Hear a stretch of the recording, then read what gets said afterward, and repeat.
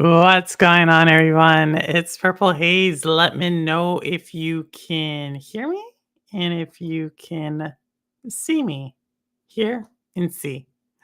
Hopefully, everybody's doing well. You know what? I don't think I fixed the lag. I think we have a little lag in here. Uh, I always forget to do that. I forget to go like the way Restream does it now is it kind of messes up my push. So like I have to go into YouTube to fix it. And before I did not need to do that. AV good. Thanks, Amby. So I'm about 12 seconds off. Wit, what's going on? Holt, what is the Satan cup? That does not sound holy. Crow, how's it going? How's it going? And did I see Rouster? I thought I saw Rouster. What's going on, Rouster? Good evening. Good evening. I hope everyone is doing well. I am, all things considered, I think I'm doing decent. A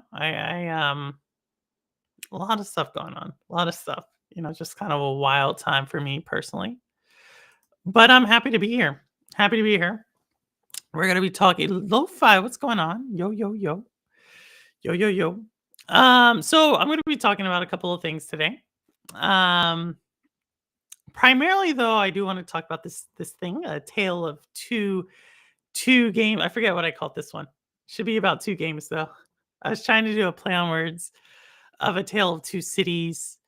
But then I started thinking of that story and I was like, I don't think I'm gonna be talking about stuff like that.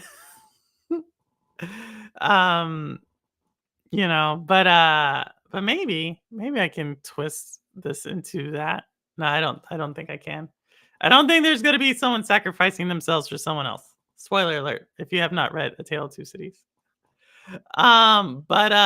Yeah, so I do wanna, recently I played Orcs Must Die. We're gonna be playing Orcs Must Die again.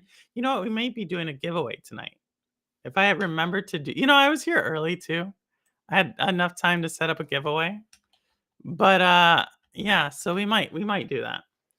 Might do a giveaway for Orcs Must Die. Let me see if I can do it. Let's see if we can do it. Um uh Let me see if I can do this. Yeah. Oh my goodness, they changed everything. So yeah. Um yeah, we might do a giveaway. Uh so be on the lookout for that. Be on the lookout for that. We might do that around like top of the hour. Orcs must die. So I'll let you know. I'll let you know. And but yeah, recently, like I said, I've been playing before, been playing a lot of Magic Arena. Magic Arena. I know. It's kind of weird. What have y'all been playing? Monster Hunter Wilds beta tonight. Nice. Cowboy, you and Cowboy have been talking a lot about that game, Geek. Hair's looking nice. Thanks, Roster. Thanks. I started a new hair product. And shout out, she never's come to the channel. She's an X Defiant creator. Her name's Lena Lu. She has really I like her curls. I mean, she has like different curls than me, but I like her hair. And so she I'm not using the brand she uses, but I'm using the product she uses. Just because she's like, oh, I do this. So I'm trying this out. See if it's kind of doing its thing right now. It's kind of drying as we're talking. Simpleton's here. Sarbanes Oxley, Simpleton. That's all I got to say. Just kidding.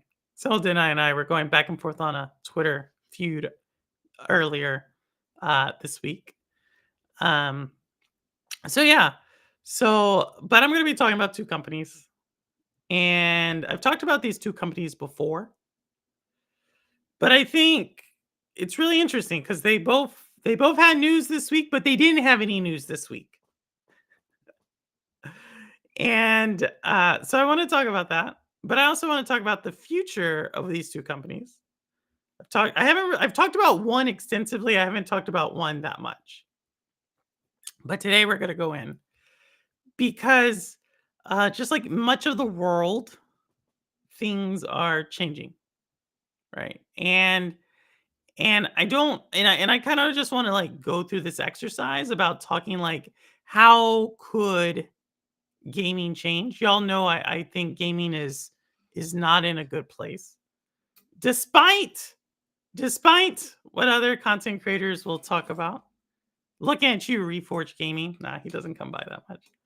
But yeah, I don't think it's in a good spot.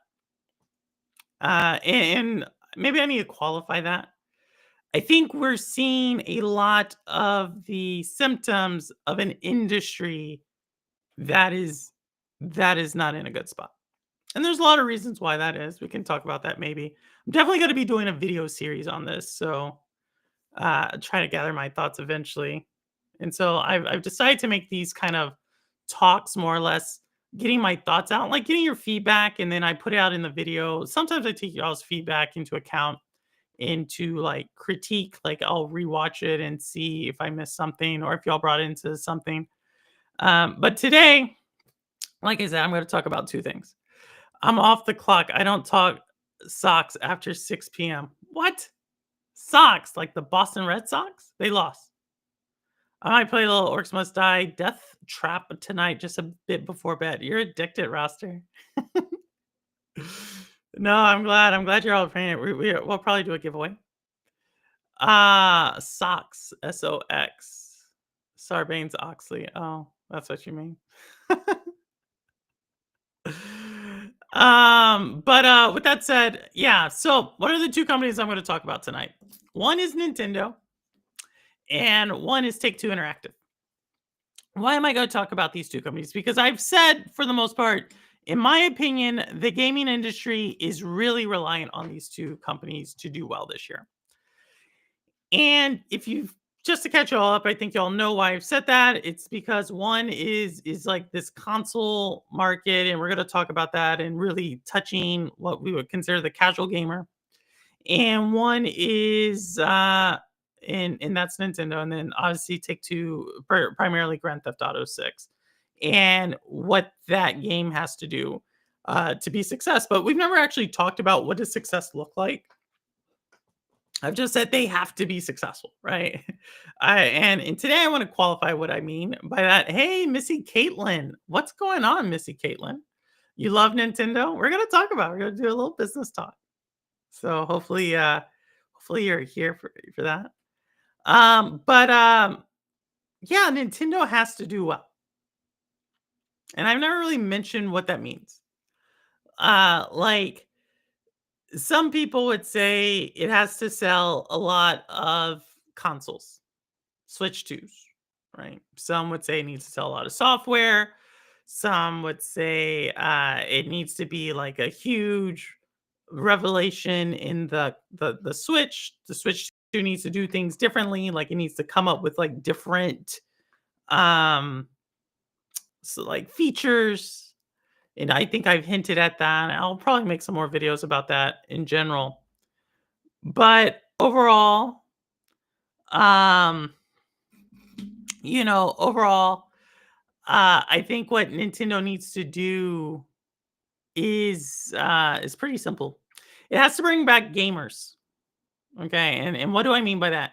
Most of the gaming growth over the last 10 years in gaming, like despite what people will say, is primarily driven by three different segments of the gaming market. One has been PC gamers, and that's a certain PC gamer. I kind of hinted at that before in one of my previous videos. A lot of that is mobile gamers, okay? And a lot of that is casual gamers coming to gaming through Nintendo, specifically the Switch console. And so some people would be like, well, Nintendo, sold all these Switch consoles and everything. And there's a lot of stuff to say, yeah, they sold 150 million consoles and blah, blah, blah, blah, blah. But it's not that simple. You see, Nintendo actually, if you think about it, up till the Switch, Nintendo had two product lines. They had a console and they had a handheld. And when the Switch came out, they combined these two. And by combining these two, you get this huge number, right? And that makes sense. But now comes the hard part. You got to like retain these gamers. And I've always said this, gaming needs more gamers. Gaming needs more money. Right now, gaming doesn't have like really any of it. Like it's stalled. And some people will argue with me on this. I'm like, no, it's probably quite obvious. You're in an industry that's stalled. And so for Nintendo, if Nintendo gets more gamers, right, which we've said they got to sell more consoles to get more gamers in, but primarily they need to bring gamers back. And some people will be like, well, Purple, that only helps Nintendo. That only helps Nintendo's first party. Not necessarily. You see, Nintendo, if the console is as powerful as they say it is, I'm not saying it's super powerful. No. What I am saying though is Nintendo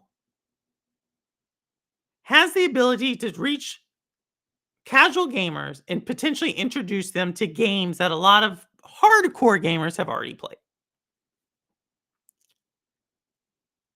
And that is essentially what Nintendo has to do to be successful. If Nintendo cannot do that, okay, if Nintendo cannot bring in casual gamers to buy software from game companies that are not named Nintendo, the industry will hurt. It is purely as simple as that. But let's talk about like let's say they actually did that. You know what I mean? Let's say they were actually to do that. Because if they weren't going to do that, the industry hurts. And we can maybe talk one day about what that looks like. But let's say they were actually to do that. How does that change gaming? Right? Because there's this notion that gaming is being driven by the powerhouse companies, PlayStation and Xbox. But if you've heard me, I don't actually think there's going to be another Xbox. And I think PlayStation has, though they're a powerhouse, they too have their own struggles. But if Nintendo were to actually be successful in this, what that means is there will be less focus on graphics. If you think about it, just think about it. Like if Nintendo is actually to bring in more casual gamers, if Nintendo was able to bring in more gamers, then we can assume that the industry would follow. And what do we know about Nintendo? Nintendo really doesn't care about the best graphics. Nintendo doesn't really care about the best hardware. So what does that look like? Like, I think as a gaming, this hardcore gamer, the ones who are on YouTube and making videos, I'm not going to say I'm hardcore, but I do know who they are. They're always talking about look at the frames per second. They're talking about look at the realistic nature of the game. But we know that that's not sustainable.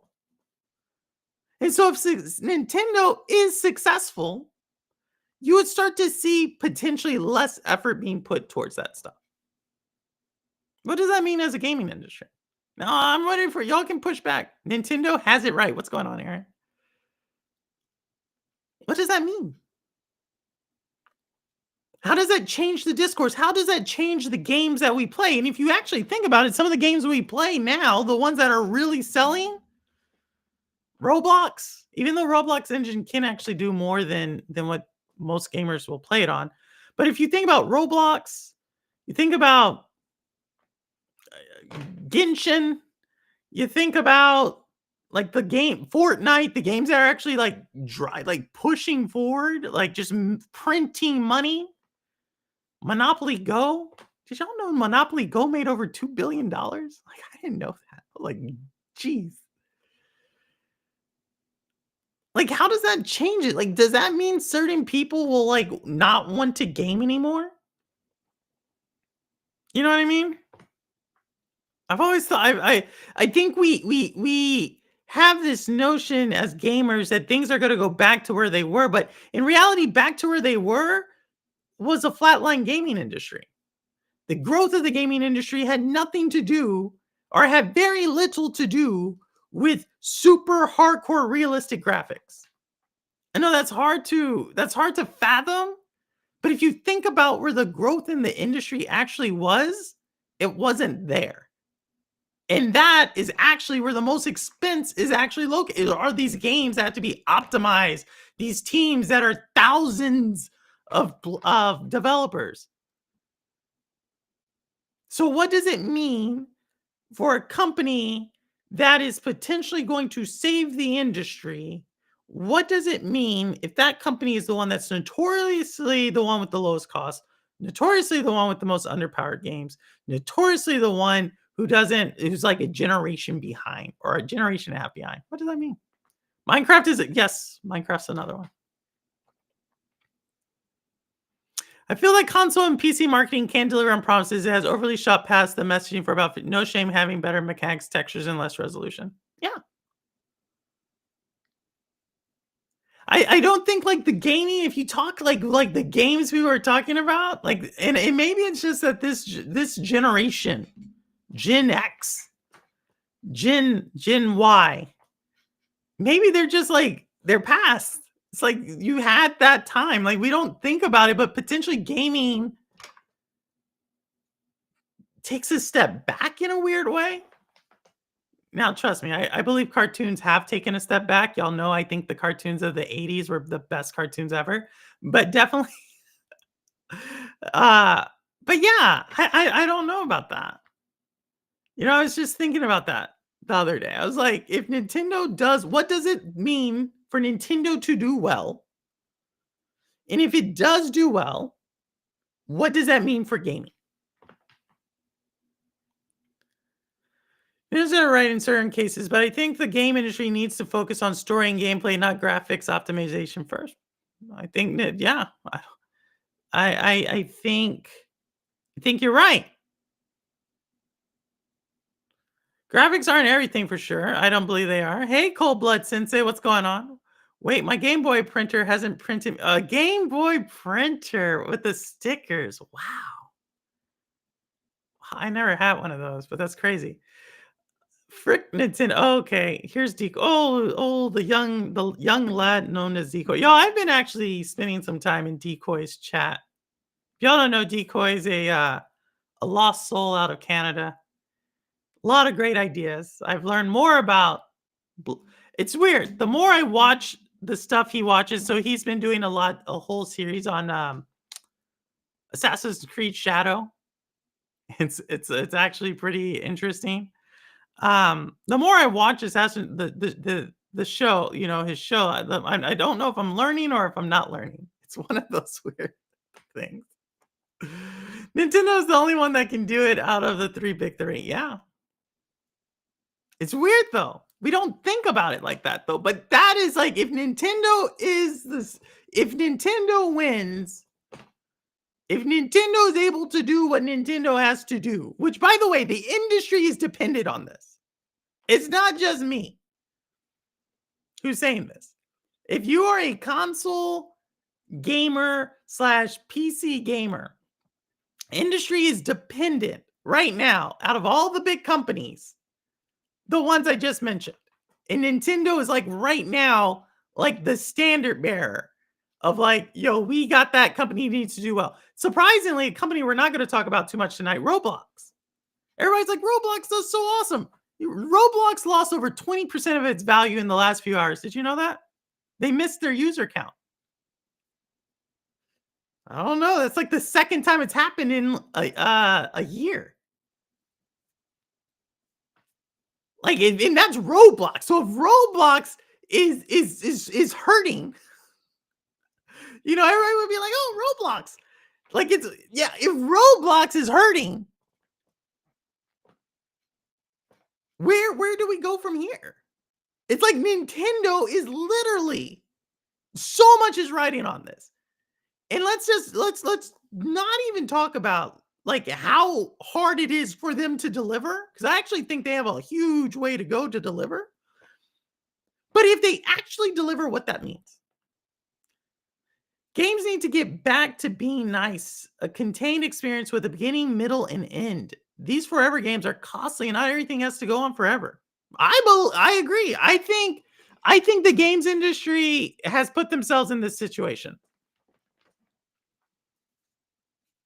I think like, I don't think it has anything to do. Y'all already know this. I'm gonna become more vocal about this throughout the year. But I don't think it has anything to do with like DEI, woke, or anything like that. I honestly don't. It's just that it's an industry that has hurt itself because they wanted to chase certain things. And now those things, great. Call of Duty does great. But guess what? No other shooter can really survive because so many people have gotten used to Call of Duty. That's the truth. People have gotten so used to playing Call of Duty, anything else will feel different. It's hard to survive. Then your friends are on Call of Duty, teams are on Call of Duty. Even if like to set up any other shooter, it's so hard for that game to survive. And this is almost for every genre of live service game. But that's what they wanted because they were trying to follow the monetization model of mobile gaming. Like, I'm not necessarily like saying that is a bad thing. What I am saying is we're here because that's what they wanted to do.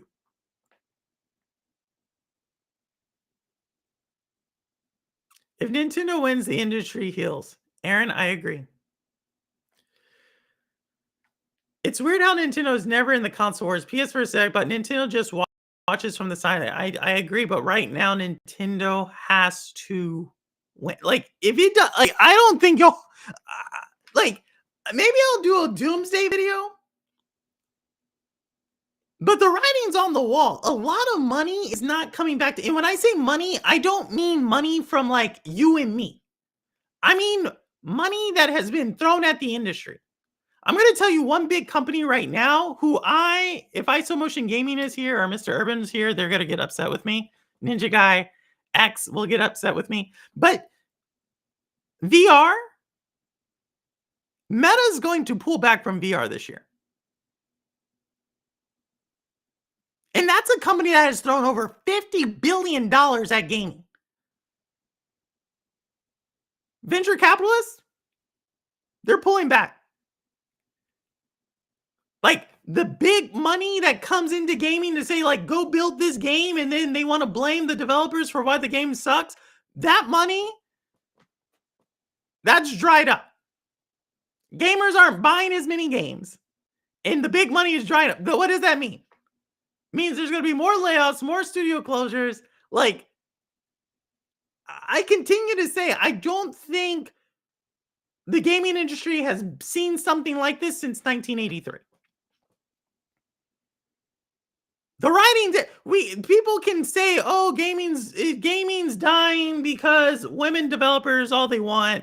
Or they can say gaming is dying because graphics look stupid. Because they can say all these things because gaming is just doing bad.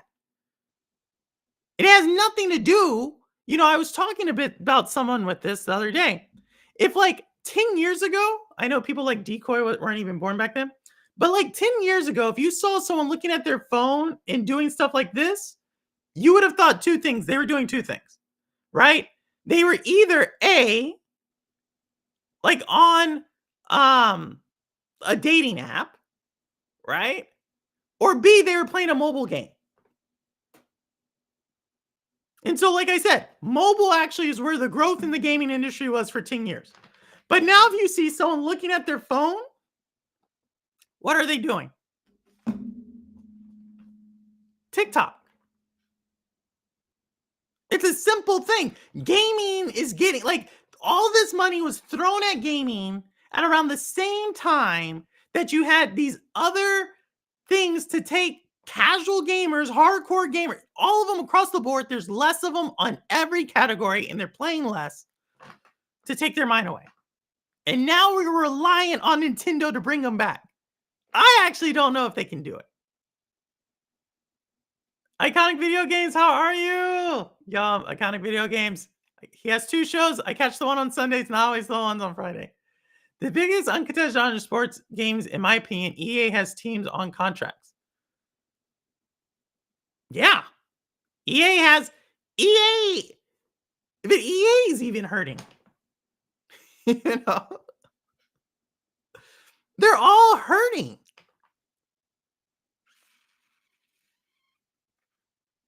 And that's why I say, like, if Nintendo succeed, I just want people to be clear.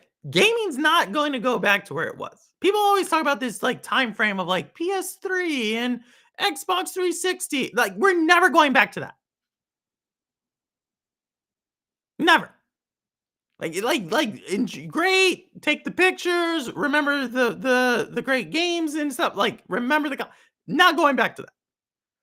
Right now, gaming, everybody has to help everybody. This is why I personally say, and I don't know if he's still in chat, but Decoy's like, I don't believe in the term grifting or something. I don't know. He has these idealistic, naive ideas. But whatever you call it, the people who haven't even played some of these games and are saying they're going to be a horrible game, that's destroying the gaming industry, because the fact of the matter is, if you don't like the game, so be it. Just don't play it. But if you bought it and you played it and you have a review, okay, tell me about what you had the review on. But you building up like a year's worth of negativity towards a game, thinking Assassin's Creed Shadow, we saw this with Forspoken, we saw this with Saints Row, we saw this with a lot of, and sometimes it's warranted. But a lot of times these people will say stuff like, this isn't my type of game, but they're going to comment on it. And it's like that stuff picks up.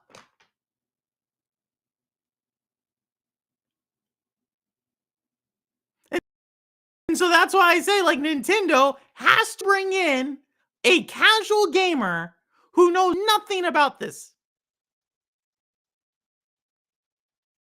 It has to literally bring in people who have been playing Nintendo first party games. Like, I ran across a girl on the train the other day. Like, I say girl, she was like 20 something years. I ran across her, and I don't know, we were like talking. We weren't even talking about anything. And then she pulls out a Switch. I was like, oh my goodness, another woman who games.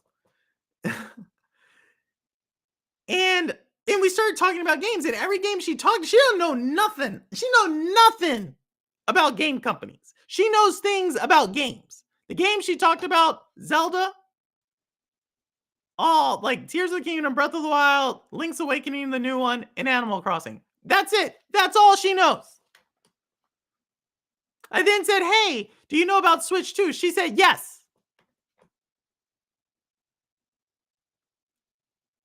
And I said, well, what are you looking forward to? She's like, I'm just looking forward to upgrading it. It's kind of like a phone. Like everything I would have thought a casual gamer would have said. I said, do you know anything about like if other games come on it, would you be interested in that? Which she said, what do you mean? And she had no idea like first party or anything like that.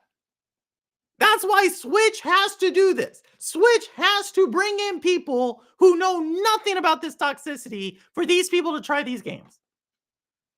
That's what success is.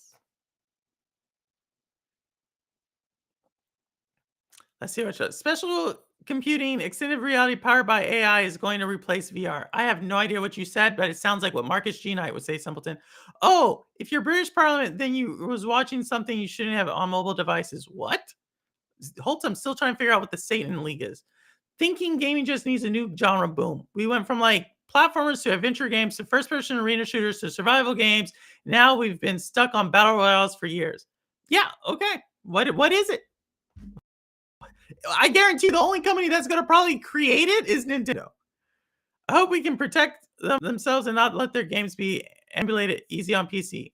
Emulated. The hate is so stupid on 90% of games. So my friend and I have been super excited for Avowed, but now that they don't want to get into it because some dude on YouTube said that the game is woke.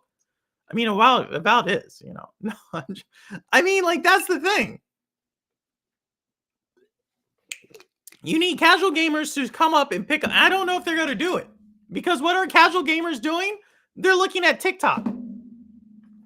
That's why I brought that example up. We need Nintendo to bring in casual people to pick up games. The games have to be better than TikTok. I don't want to know what that actually means, but that's the case.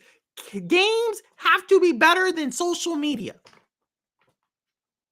And we need people who aren't already like brain rotted from what's been going on over the last year. You know what I mean? Like that's like hard.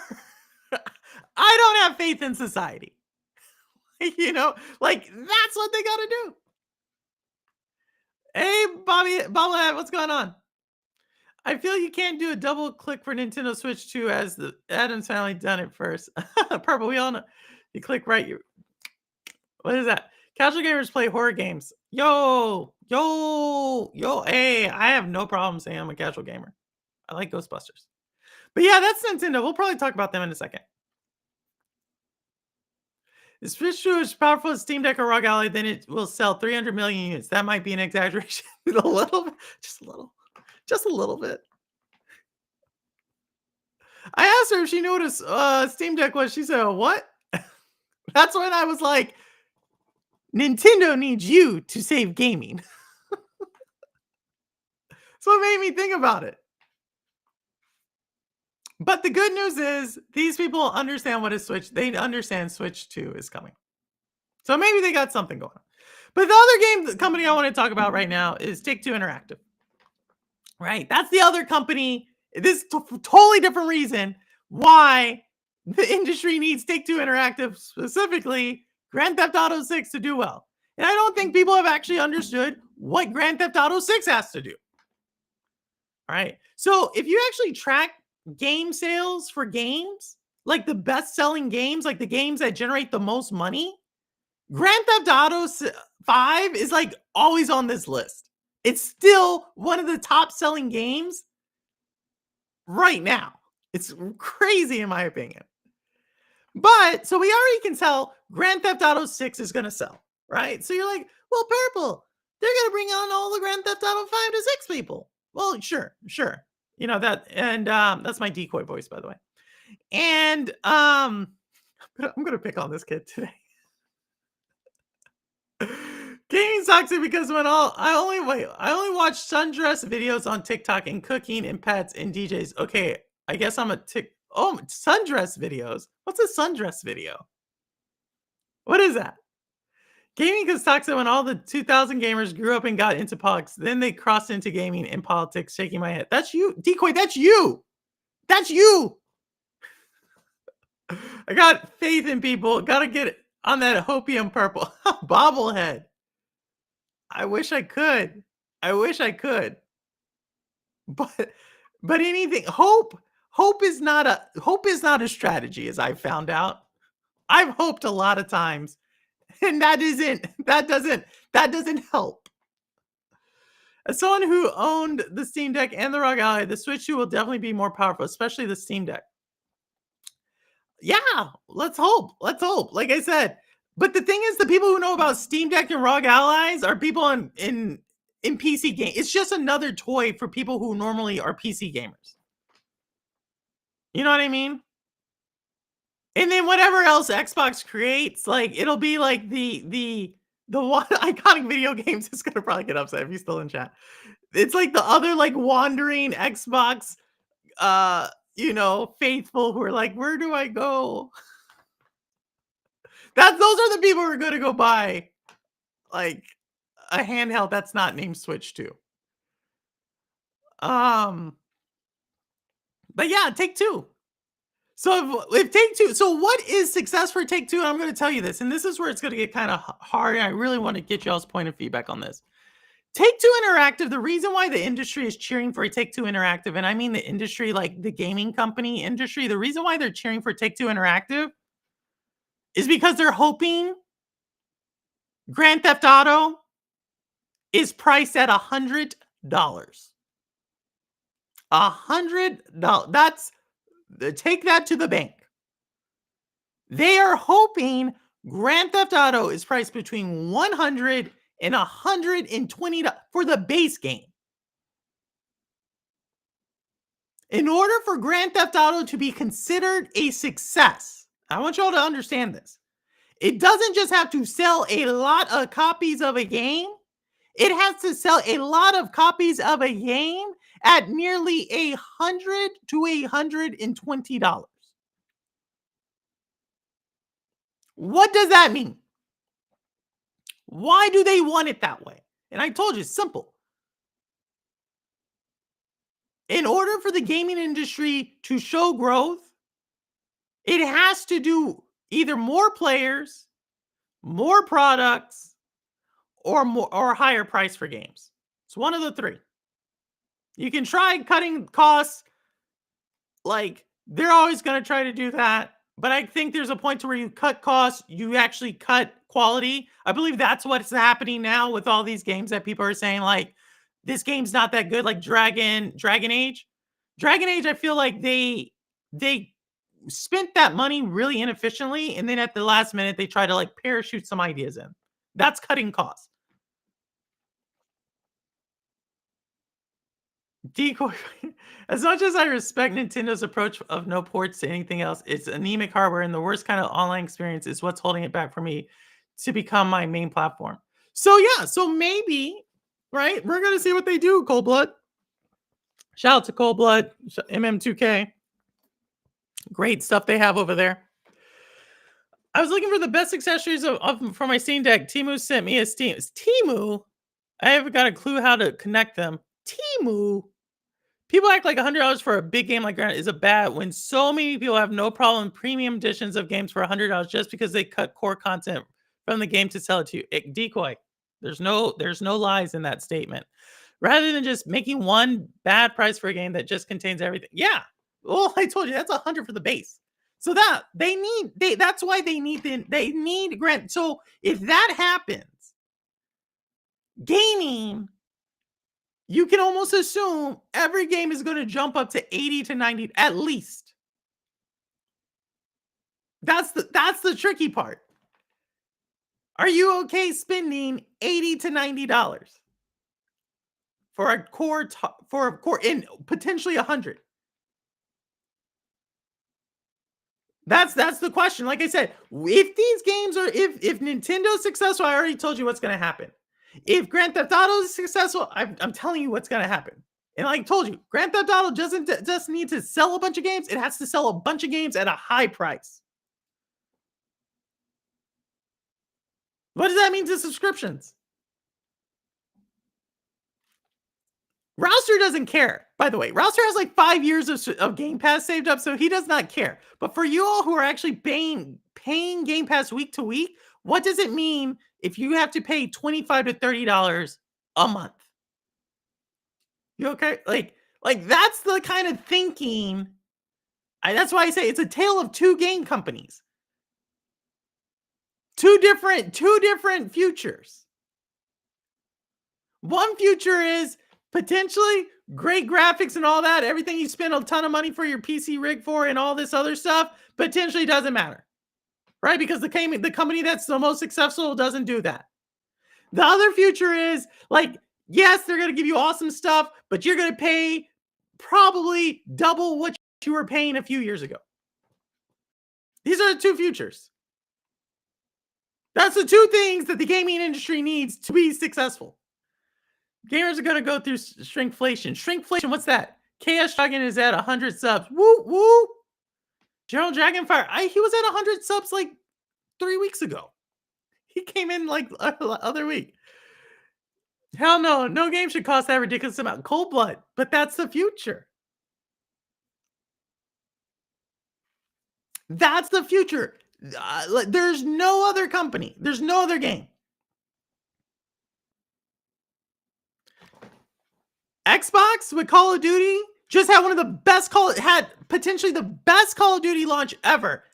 Barely moved the needle in the profitability of Call of Duty. Barely. And that was with the best launch, and that was with like no competition. That's with Diablo launching. That was with like tons of stuff. Barely moved the needle.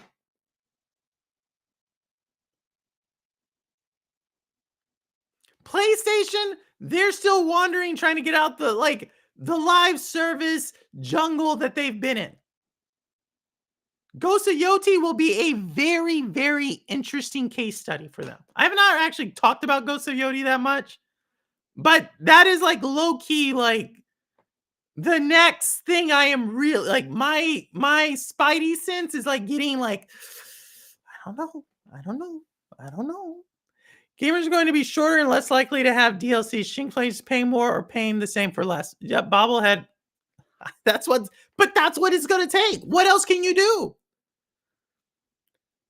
Lens of Truth, what's going on? Lens of Truth. Yeah, and shout out to Lens of Truth, y'all. Like, I think he's at 2,000 subs, just killing it with that content on drawing. Shout out to him, just doing Lens, awesome job.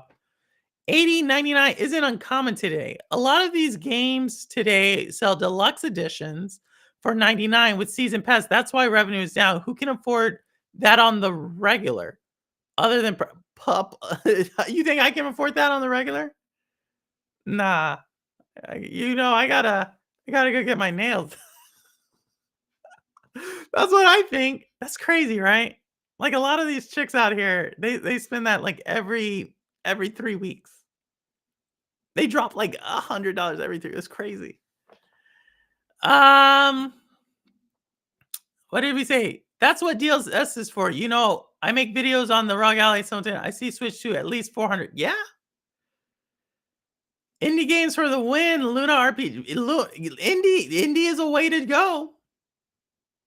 But we're going to talk about indies in a second because the indie that did the best this year can only be replicated in that place. Well, nah, Balatro, I guess, did really well too. So you want to play Balatro? Is that it, Decoy? You're a Balatro type? $100 is reserved for the super loser editions with crap microtransactions. My geez, look at that Yo T woke trash boot. Yeah, please. Evening, y'all. What's up, Joe? Probably the cost of Switch 2. Yeah, I think it's 4. I think it's 4. Might be 450 with some accessory. Remember that day or 450 with the game. Remember the days when Xbox Sauce was family's friend sharing library, but people didn't like DRM? Yeah, remember the days. Thanks for a great stream so far with the conversation. Yeah, I'm just trying to the few. That's what we talk about. Like, I don't think anybody's talking about this. Like, everybody's talking like if they talk about like if you can get them past the woke, unwoke conversation, because that's all I think. I think that is just destroying gaming. That's why I say it is destroying gaming. You are literally, the game industry already doesn't have enough players. And now you are talking about a game that hasn't even came out yet. That looks actually pretty fun. And you're like, "No, that's garbage." In the defense of the game, and you're using concept art books. Concept art books to make your argument. Nah. I'm sorry. You're destroying gaming. Because you have nothing else to talk about. Because you don't you have a gaming channel and you're not gaming. What do I always say? If you're gaming, you're good with me. If you're talking about a game you've not even played, like I get it if you played the beta. I get it if you were a tester. I get it if you like played it and you didn't like it. I even get it if you like played it for like 40 minutes. You said that's not me. But you not even played the game? And there's all of you, like hundreds of thousands, if not millions of gamers who are hardcore gamers are like this. How are you not destroying gaming? I'll wait. But that's what they want to talk about. Then you have the other people trying to talk about like console war stuff. And don't worry, I like dabble in that sometimes, right? I have my preferences. But guess what? I've spent over $300 on South of Midnight. That doesn't even include the game. Okay? That doesn't even include the game. Because I understand it's that gaming and creating unique experiences is like art. And people do not care about gamers. I don't even think CEOs care about gamers of these companies. I don't even think they care about gamers. But we have literally channels. I was watching this chick, I think she's from Spain, and she was criticizing this other person who I guess is non-binary or trans or something, shaming her or shaming them. And I was like, what do you want to do? You're trying to push gamers out? I don't get it. I don't get it. Like I said, I don't get it. The Switch 2 will be more efficient, but the ROG Ally and the Legion Go may have more RAM. I don't even know what that means. Purple getting her nails done for all of them. Scratch them. Hey, you're not lying. Future gaming has cross media efforts to bring more people in. Examples follow, so increase players. Yeah, but how much can you do that? Again, all these paths are so hard. Like one thing that I don't think we realize, it's actually really hard to do cross genre media. It's really hard. And it's not just gaming to movie and movie to gaming. Think about it. Like book to movie. How many times have you heard like, well, the book was better? Decoy voice again, decoy voice. Um it's hard. Like I said, it is hard. Like what the future, you're like I'm laying it out to you. Either you have a future where you have $100 plus games. You have a future in which you have a lot of casual gamers coming back and trying to play these games because that's who's playing these things, right? That's who will watch Fallout to then buy the game, or the people who did not buy Fallout the first time. You need to pull in gamers. And like I said, those same people are actually the attention span for one. This new generation can't maintain, like they have attention span of goldfish. So you have to get them to actually watch the entire show or movie to play the game. Therefore, you need the movie or TV show to be really good. And heaven forbid the movie or TV show has a person of color or a woman or anything else because it's woke. You see what I'm saying? That is what the gaming industry is up against. But the people right now leading the narrative are trying to tell gamers, don't pay with your don't pay the game. Send the companies a message. Even though the people, have you ever noticed this? CEOs of gaming companies never fire themselves. Have you ever noticed that? Like they never fire themselves. Who gets fired? Developers. And oh, by the way, to become a developer in a video game company, usually you're taking a pay cut. So yeah, let's kick out all the people with the knowledge of how to make a game because they were telling the CEO, or they were doing what the CEO told them to do. Man, I can't make this up. I wish I was making this up. That's the world of gaming we live in right now. Right? Like again, with that picture in mind, $100 games or Nintendo. Pick your choice. Which one? Which future? Tale of Two Games. Not to be confused with Tale of Two Cities.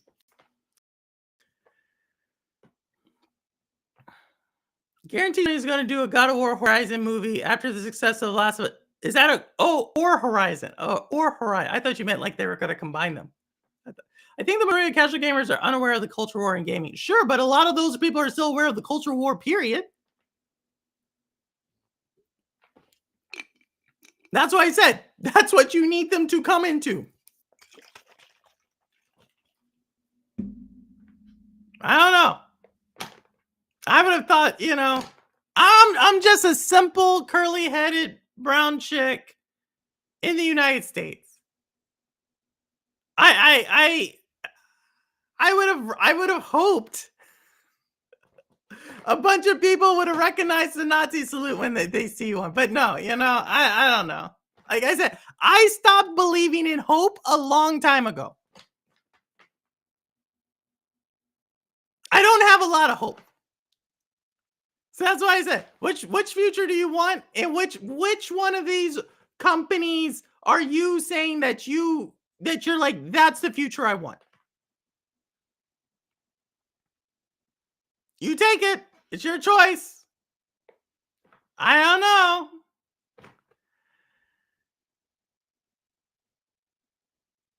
Future of games is creating multiple different types of games in the same universe ooh, say more about this, Joe. Multiple types of games in the same universe or IP. Maybe, but isn't that what Ubisoft tried to do with X Defiant? Multiple types of games within the Ubisoft, I guess it was multiple types of universe in the same game or something. Last 5 years for accessibility has made me a happy gamer world. Love to see more support. So why not offer options for gaming? I'm already there. Whatever gets you there. Not to mention making games is yes, as Joe will tell you. What did Decoy say? I think bobblehead and Decoy. There we go. I just don't like getting Nintendo games. Like I said, they need third party support. That's why I said, if you notice, I didn't say anything about Nintendo games. I didn't say Nintendo needs to sell 30 million Zeldas, 40 million or 60 million Mario Karts. I didn't say that. What they have to do is they have to sell third party content. Nintendo's fine. Nintendo's actually the richest. If you look at cash on hand of actual, like Xbox, you could maybe make the argument, but we're going to just say like pure gaming company. Nintendo's the richest one. They have like $15 billion cash on hand. But it's not their own IP. Like, sure, Animal Crossing, that's like a Robolica thing. I think Crystal plays that one too. Zelda, Mario, Donkey Kong, Splatoon. Like, those are going to sell. In order for Nintendo to do well, they have to sell other content. That's why everybody was like, "Oh, Nintendo needs to put their stuff on PC." It's like, why? Like, no. PCs already existed. What is Steam going to do? You got to get more gamers in. There's only a few ways you can do that. Someone mentioned cross media. Shout out. That's a great way. The other way is you have to figure out, like, what is the touch point you have? Mobile, we're trying, but I just told you, what is the problem with mobile? TikTok. So you got to get another touch point. Nintendo for the win.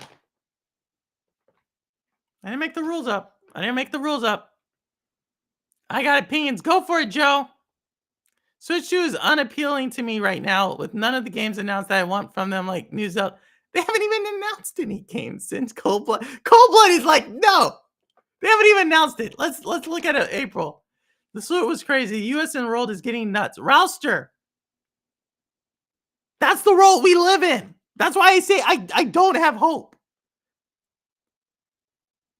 Like, there's enough cynicism in me that every single time I'm like I would have thought a pandemic, like, I don't know. I don't have hope. Like, literally, I'm going the Nintendo route because I'm Nintendo ride or die. Nintendo has saved the gaming industry before. Right? Like, if y'all don't know the story of Nintendo saving the gaming industry, really go look into it. Because Nintendo sacrificed a lot and took a lot of hits. Like, EA was going to sue Nintendo. Or whatever the derivative of EA was back then. Because Nintendo did not want to make as much money as they could. It's incredible what happened. Like, the mid-'80s in gaming, you owe everything to Nintendo. Okay, that's all I'm going to say. Question: Final Fantasy was the best players of Hope. Oh my god, Holt is always out there, man. Like what the Falconeer dev is doing. What is that one? Are we opening the line tonight? Yeah, we are. I don't have to be there, IP. Just their ecosystem. Yeah, we will, Joe. As soon as it gets to 9, that's when I'll probably open it up if you can stay on. The thing with gaming is I don't get how a game can underperform, but the CEO is making millions in salary and cutting themselves bonus shit. Decoy is what I said. Like I said, I've already told you, the gaming industry has put themselves in this situation. Like, it goes without saying. The gaming industry has put themselves this was not some random dev that said, "Let me change this in the character." This was not some game, not even the game head studio. These are the CEOs, and it's not just that, it's a whole like, when you actually go to, like, GDC, all these CEOs sit on each other's boards. It's like a very exclusive clip, and they all of them also sit on different venture capital funds, and they fund each other's games. And when you actually start to see it and untrack, like, "Wait a second, I just saw you over here, but you were back." It's when we talk about good old boys, and I don't mean that in like a diversity, equity, inclusion way. I literally mean it in like it's a club. The typical gamer, not in it. The typical game dev, not in it. You know what I mean? It is a club of people who are all like the age of like 55 and older. And I've been seeing these people. Like, I remember when these people were like younger and they were coming on shows and they were excited before gaming got super big and they were just nerdy and they're like, I just want to make the now these people represent immense amounts of interest. Go look at it. Don't believe me? Go look at the companies. Go look at who sits on whose board. Go look at their background, and then go look at who sits on what venture capital funds.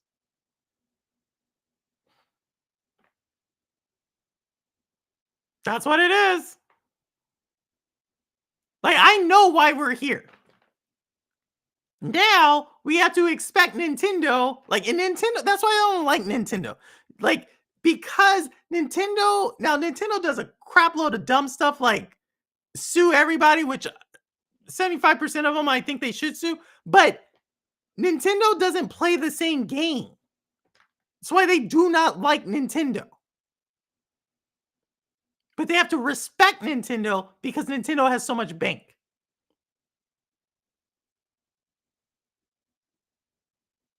It's crazy. Are we at 9? One more minute, Joe.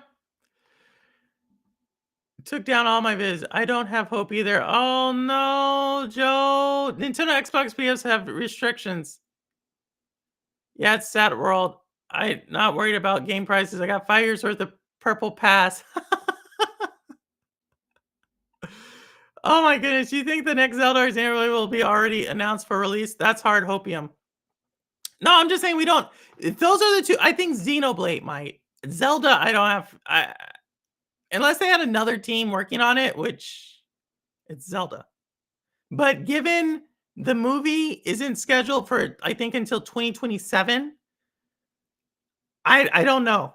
It's gonna have to. I think your closest you're gonna get to a Zelda is next year. And I don't know. Switch to go to PlayStation Pro to a $10 upgrade. I would play it in Gen 1. And I got 100 games on Switch, would save me a lot on remaster next gen cost. Switch is, I don't know what they have planned. Not saying I would play all of them games straight up. That's a lot of games, Holtz. I believe Nintendo has the street cred. That's it. Nintendo games are overpriced and they don't have sales like that. Yeah. Like I said, which role do you want, bobblehead? Which role do you want? I'm going to open the lines, Joe. You were the first to ask. I'm going to let you come on. I got a lot. I want to hear what you have to say. Why can I not remember how to bring someone on? Where's our young decoy lad? Young decoy. Young decoy.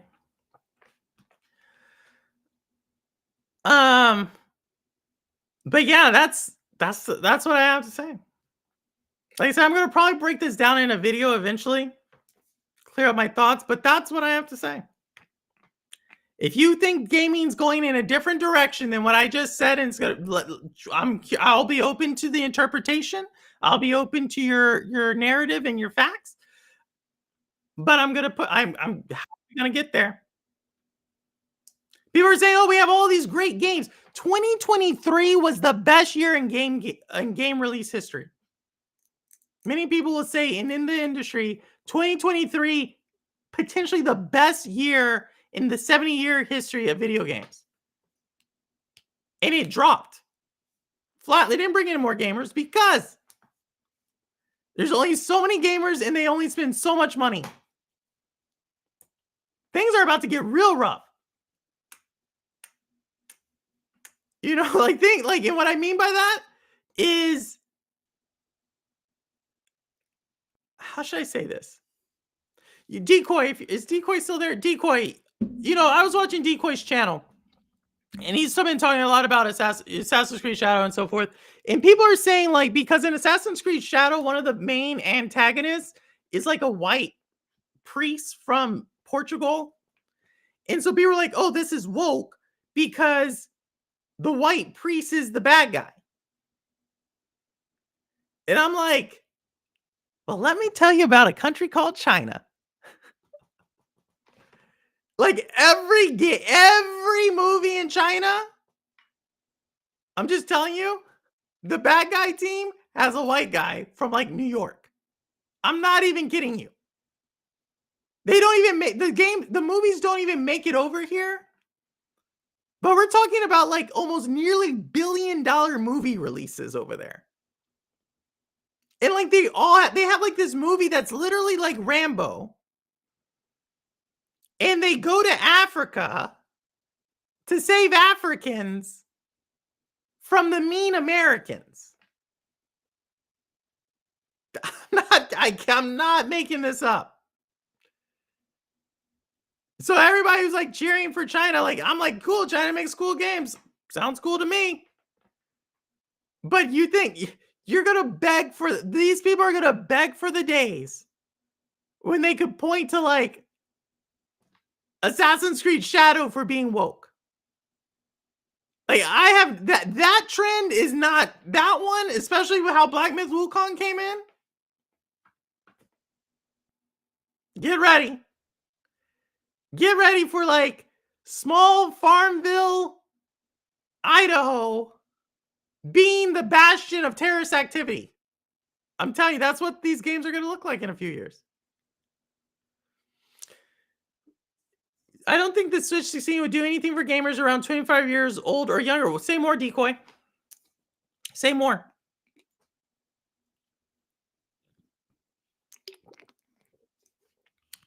Y'all don't have money anyway.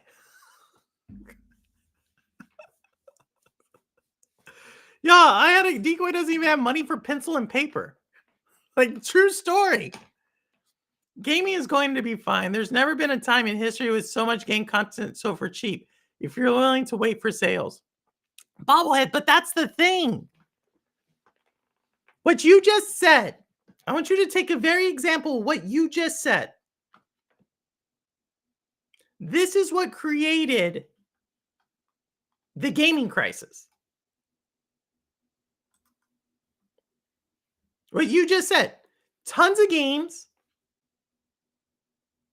People were like, oh, the gamers are just going to come. Tons of games. Obviously, there was a quality issue.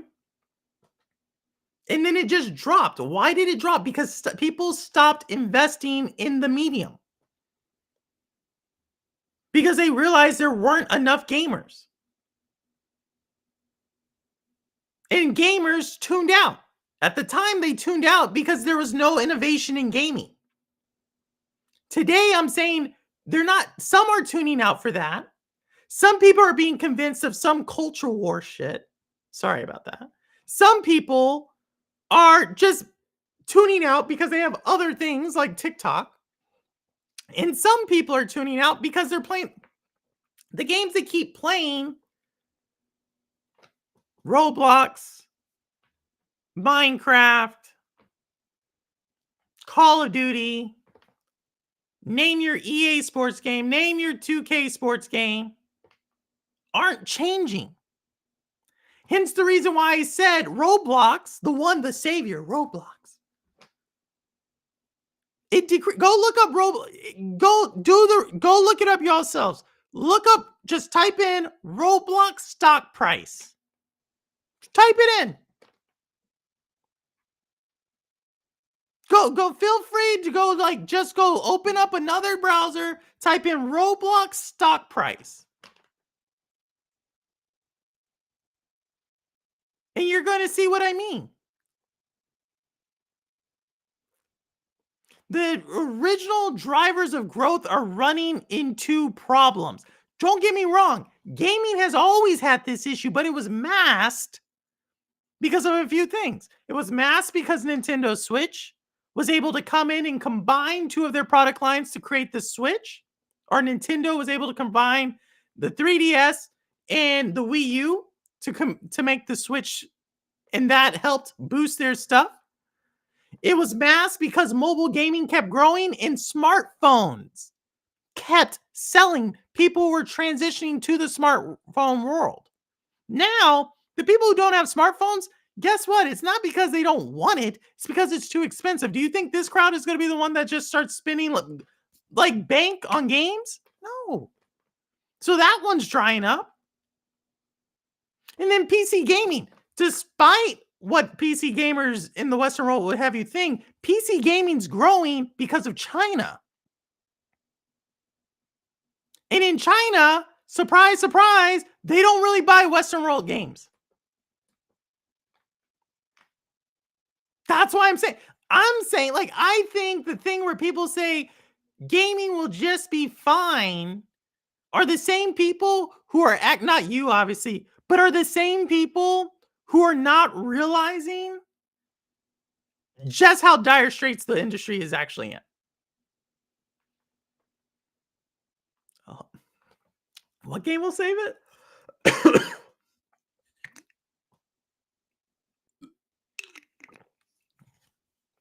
I bet 90%, if not more, people who are interested in buying and or hating on Assassin's Creed are 25 plus years old. Yeah, I'm not doubting it, but they influence the people 25 and under. It's how it always is. It's your generation, Decoy. The chick I was talking about was like 22. All right, who do we have in here? Oh, we got someone. Joe, talk to me. Hey, what's up, Purple? How we doing? Joe, how are you doing? I'm here. I'm doing all right. Yo, Joe, we'll have to talk off screen. Yeah, for sure. It's been a wild and crazy couple weeks, and it's going to continue to be a wild and crazy couple weeks. But that's besides the point. I want to talk about this game stuff. So, right? All right, Joe, you're a game developer. Talk to me. What do you believe? Right, so first things first. Let's see, it's been what, about 20 years. I bought a console. I haven't owned a console in like 20 years. I bought a console. Okay. So I got a Switch. Okay. Partially because I got accepted to the Nintendo Developer Program. Whoop whoop. So like you need hardware. You need hardware to test on, right? So that's part of it. And the other reason is, well, I mean that's pretty much the main reason.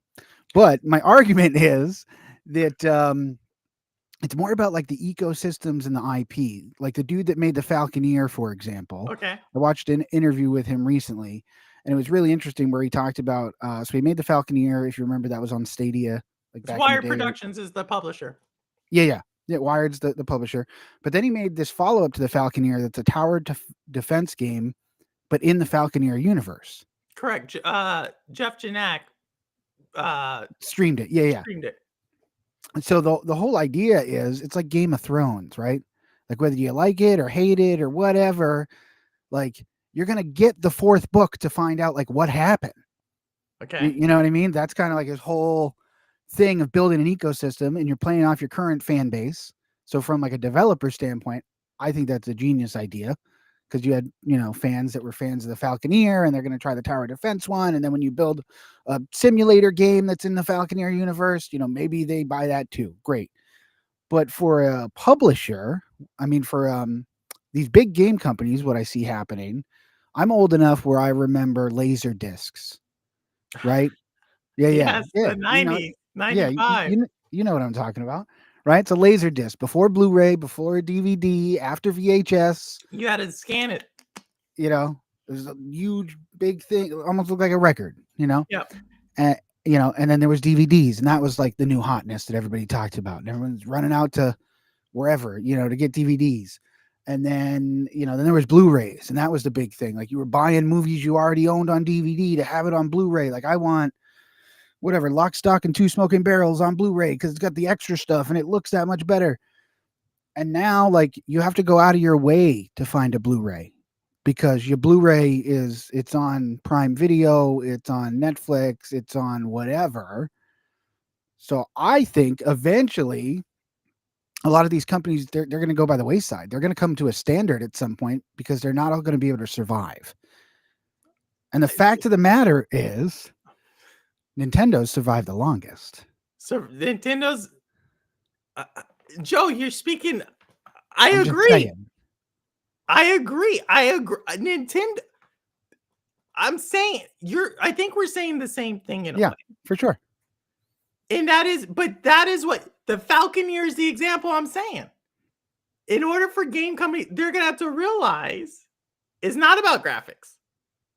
It's not about a whole bunch of things. Like, right, the Falconeers, it's a one-person team, right? Yeah, he's a one-man band. Yeah. Yep. It's about the story. It's about something else. So what does It's that about say? the universe. It's about whatever, and he's doubling down. I mean, think Hey, about how many people still play Minecraft. but look at what Cold Blood says. That's what I mean. People like Cold Blood, hardcore gamers. Falconeer dead. Well, That's right, what but that's not. They could be quote unquote hardcore gamers, but the gaming industry as a whole doesn't care about hardcore gamers because you don't pay the bills. Your everyday average Joe, no pun intended, is what keeps the lights on and pays the bills. Everyday Joe. His name's Joe, guys. That's why it's funny. That's who pays the bills. It's your everyday, like average casual gamer. That is who's paying the bills, not your hardcore. Like I'm only buying it if it's 5,000 frames per second, and even though my eye can't see the difference, and blah blah. I'm gonna get off of the soapbox because I'll go down the rabbit's hole real quick. But the people that are all like about the fidelity and all the things when the human eye probably can't even see most of that, whatever. That's not who pays the bills at Microsoft. No, hey, Rebecca, Sims 2 re-releases last. Yes, it did. What's a record boomer? All right, simpleton. Oh my good. No, yeah, Sims 2 did re-release. I'm actually happy for Sims 2. The Sims community is I have but that's that's a another great example. That's a great example. Yeah. That's a You great got to build example. around the community because like all these games that have a quote unquote community, right? And all your hardcore gamers that want to do like bunny jumps in Call of Duty or whatever, like they dropped Call of Duty, like drops the ball or like doesn't release a Snoop Dogg skin 2.0, and people are like, "Oh, I'm canceling it. Call of Duty's over." I mean, that's not really a community. That's a whole bunch of sweaty dudes in their mom's basement playing Call of Duty. I mean, So what do you think about this comment from Decoy? Now you got to forgive Decoy. He's like a teenager or something to that degree.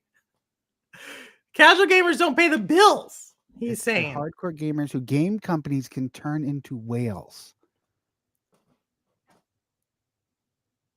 I would highly disagree because it doesn't matter. Are you going to buy 18 copies of one game? Like you're gonna buy 57 copies of Call of Duty, or is like the casual dad with 3 kids that doesn't have a ton of time that might play Call of Duty every so often and might jump into Fortnite, but also might jump into Orcs Must Die with some of his friends because everyone's playing it and it's fun, but also might have a Switch for when they go on family trips. Is that person the person paying the bills? Or is it the person that's going to fictitiously buy 58 copies of the same game or whatever? Just saying. Yeah, the people that buy Extra Lives and Candy Crush keep gaming in business. No, that's what 100%. that's what my argument's built upon. The console industry has flatlined, like the AAA industry flatlined like 3 years ago or 10 years ago. Mobile masked this. And that's where but now mobile is running because we're now watching TikTok. Well, yeah. I mean, when was the last, like, I was talking to someone about this about Marvel Snap. It's the last game I could think of that like started out on mobile, but actually made like a decent transition to like a PC situation. Like I can't think of another mobile game that's big. No, in mobile title, actually, the mobile industry has started to shrink as well. There's less Yeah. mobile games now than there were 6 years ago. Right. They make more money because it's like our parents playing the, and their friends playing Wordle every day or whatever. You know what I mean? It's like people playing the same 12 games over and over and over No, and it's over and literally over. like the same. It's worse than Candy, 80/20. it's like Like, Candy Crush, Wordle, and I forget the other three, but Candy no, Crush and Wordle are in the top 5. it's like casino games, Mm-hmm. which there's only so many ways you can do that one. Like, it's really interesting when you look at the mobile game casual gaming space, how much new games actually are played in the mobile space. It's like every new game is competing for like 7% of playing time. Right. But so I just saw Decoy's comment about like you buy Call of Duty and then the hardcore COD fans who will buy $20 bundles. Newsflash for everyone watching. Do you see what's going on in the world? That's not going to be a sustainable business model. It's not. Like the economy is not going to handle being like, oh, I'm going to buy a $20 pack of skins so I can get Snoop Dogg and Fortnite. This is sweet, guys. Not going to happen. Like that, the days of that is going away. I mean, they can try, but like I think people are going to choose to keep their lights on and put food on their table. Joe, you're actually bringing up another point. I don't think people realize, like, yo, there's been one industry that has been holding up like the entire economy, and that industry is about to like get smacked around. Yeah. And you're bringing up another, like, I don't like, we're talking about gaming, but I think you're exactly right. Like, there's been this myth that gaming was recession proof. No way. We'll see what the tariffs do to that. Asus is already talking about passing the buck onto the consumer and charging more to import their stuff. And you know who has a plan to combat that? You know who's going to have their consoles, or the first time had their consoles manufactured in Thailand to avoid tariffs to get them to the US? It's to me, Mario. Oh, what do you know? Nintendo. They already have that plan in place. They've been on record talking about how like we'll make consoles in Thailand and then ship them to America to avoid tariffs if we have to.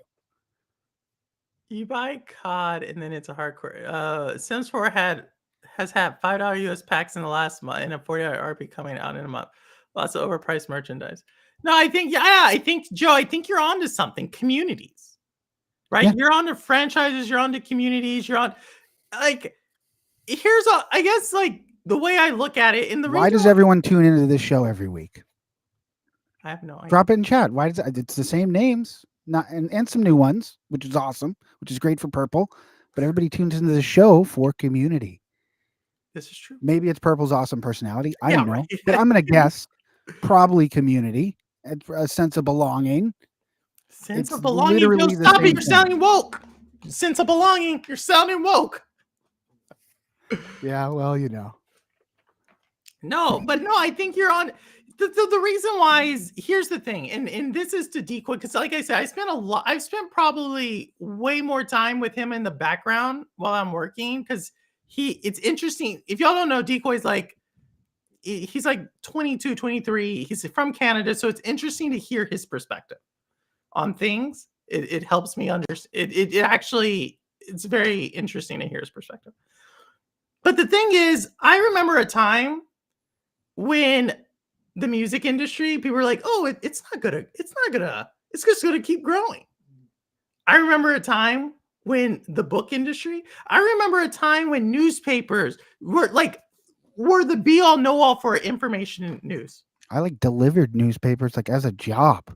Yeah, I Like that remember was a when job you could have, like being the paper boy. Like that doesn't exist anymore. like there were actually entire, like, the newsstand was a place you went. You got Mhm. your, like, during 9/11, the newsstand, you got everything. Like, that's where you had the information, because you were on it, because the TV shows were just showing the planes. So you're like, if you wanted more information, you actually had journalists.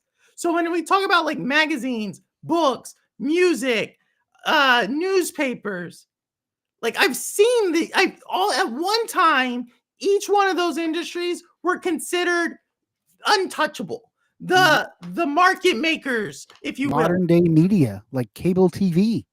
was considered I Cable don't even TV, have yes, cable. yes.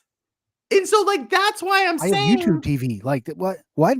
You know, like that's why I'm saying, like, the casual, like, they all have the same deal. Hardcore music fans still buy vinyl. yes. Hardcore book people still go out and they search now for their independent bookstores. Hardcore newspaper people, they're effed Hardcore out a people lot. that are into coffee don't buy their coffee at Starbucks and Dunkin' Donuts. They go to some little Yeah. barista place that's got like Ethiopian coffee beans or whatever. So that's why I say, like, the industry's changing. And that's why I presented two different versions. I probably could have done it a different way, but I was like, in this tale of two cities, Charles Dickens, or not Charles Dickens, but oh my goodness. I'm gonna remember the author here in a second. Great Expectations. Well, I can't think of the author, but either way, I decided that one because I was like, these two companies. It's which one do you want? 'Cause that's what it's gonna look like. You know, are we talking like if we're talking like are we talking Microsoft versus Nintendo or PlayStation? Like who are we No, talking specifically? no, I said so. My thing is the industry needs two companies to do well. Correct. Nintendo this year. Nintendo, Mm-hmm. Take-Two Interactive, Grand Theft Auto. I mean, yeah. Because Grand Theft Auto for different reasons. So if you're just catching me, the reasons why Nintendo, because Nintendo lower cost, obviously, not so much emphasis on graphics or the top of the line of everything, probably more of your community side of things. Grand Theft Auto also a community side of things, but because the industry needs them to raise the price of gaming. The industry does. I don't think the consumer does. No, exactly. But the Like for the consumer, I want them to fail miserably. no, One, because I exactly. think it'll be funny. But And like in everyone's order like to bring hyping it more, up, and I will laugh for a month straight if GTA 6 just like tanks and looks like doo-doo. but that's what but you get what I'm saying for the Right. industry. For the industry to move forward, sure. One of Yes, those two things. One of those. That's why I said, like, for them, success isn't them selling a ton of copies of games. It's selling a ton of copies of games at $100. Yeah. Because at Because the that cost of point, games has ballooned up so much. yeah. What's a newspaper bobblehead? I was a paperboy from 1997 to 2000. Look at Holtz. The light. Do you see it? What is the light? I'm old. It's too late. I thought the sad terrace and ISIS, not terrace and ISIS. My Oh my goodness, y'all are horrible. I used to pick up newspaper every day on my way to work for 50 cents. Yes, and the Sunday one was more expensive. You could get the Sunday one for $1. The Sunday one was more expensive because it was a bigger one, right? And you had the cartoons were in the Sunday Yeah, the one, funnies were in it. the funnies, the coupons. It had more Just, sections. yeah, like all the circulars and ads for like next Yeah. week's sales and stuff. Man, newspapers, yo. I did not think I was going to be talking about that right now. I used to buy games for 60. Now it's saying I'm getting old. Decoys. I remember games have always been around 50 to 60. But that 50 to 60 meant a lot more in like 1997 than it does in 2025. And that's another inflation. It meant a lot more in 2000 Yeah. than it does. But inflation's matter. That's why they need Grand Theft Auto. They're hoping Grand Theft Auto puts it back to where inflation. Just think about a movie. Look how much the price of a ticket of a movie has went up over the last 25 years. And then think about gaming. It's nowhere even equivalent. I just don't know if the economy will support it moving forward. What games? Like a $100 game, like Yeah, they that's can what I'm try for saying. that, and that'll be great. But like, I don't think my general gut feeling is like the overall economy, while we're doing other things, specifically in this country, like isn't going to support $100 game. That people are still going to be concerned about, you know, the cost of eggs and other things. So Bible says Take-Two is not going to fail. Grand Theft Auto's hype train is insane. I think Bobblehead. I said, Yeah, I don't argue that at all. I'm not arguing. Like, that's the thing, though. But they could fail. They could fail in what they need to. Like if it comes out with bugs or day one bugs, or like think about the nightmare storm with the hype train around GTA, that if it's all buggy when it comes out, people have been waiting, they've seen the stuff, and then it's like cyberpunk level broken. Sims games are cheaper now. Ooh, look at Robolica there. I love Robolica. I gotta get her on here. I would love to hear. I discovered a neat little hack. Well, I don't know if it's a neat little hack, but you ever buy a game digitally on the Switch? Yes. And they're all like they like they'll get discounted occasionally, but most of the time you're paying like full price for the game if it's a relatively new game. So I was looking at like my local store, and I was blown away that within like a mile of my house, like Target was selling the thing for one price, Walmart's selling it for like $30, and then the digital Nintendo Online wants $59 for the thing. I was like, what in the world? The price disparity kind of blew my mind a little bit. That and what you get for value with Switch Online for like only $20. I was pretty blown away by that. Nintendo, yeah. So Nintendo always they're like within their store for sure. I mean, they obviously have the two. If you have Nintendo Switch Online, you can do the 2 games for $100, right? They have that deal. But I'm more so talking about like you get like the NES stuff, the SNES stuff. Oh yeah, all that for 20. And it's like $20 for the year. Yeah, they have 20. You get like their retro library is crazy. Right, yeah, for like less than $2 a month. Their retro library is insane. That's pretty nuts. I remember being a PlayStation UK magazine. I had to send VHS tapes of my high school of. Oh my god, VHS tapes! Oh my goodness, a baller if you had that on the Sunday sports section in the Boston Herald was fire. All good time. What are you talking, Simpleton? Y'all weren't even winning back then. What are you talking? Like the 90s for the Boston teams? What are you talking about? I can't afford a $100 game, but what about a $100 game with 30% discount, dropping it to 70? Yeah, then that may happen. That may happen. But for the industry, that still doesn't solve their That problem. doesn't solve it. That doesn't like you either. The problem is a cost issue. It's a That's cost their problem. It's how much it costs. Not even to like. It's primarily the cost around the development teams and the cost around the marketing of said game. Because they have these teams that are like 25 developers each one's making 6 figures, and then they put like a boat ton of money into the marketing of it. And that's where the costs like balloon like crazy, is these crazy marketing campaigns when they're paying for ad space and they're paying for airtime and they're paying for, copy in articles or trailers and game. I mean, shoot, the Game Awards, you pay like, I forget the number. It's something outrageous that you pay to put your trailer in the damn Game Awards, Yeah, I mean, like I said, I am. We will see. But there's there's other YouTubers, and like I said, I don't think anybody talks about it. Like people are talking about doomsday, but they're if you're talking console wars, if you're talking about distribution, if you're talking woke, like you're missing the bigger picture in my opinion. The bigger picture in my opinion is that like it's all there. Like I'm looking at the same exact cause and effect that has affected so many industries. And of course, we still have newspapers. The New York Times, you can still go pick that up. The USA Today, you can still pick those up. You still have books in bookstores.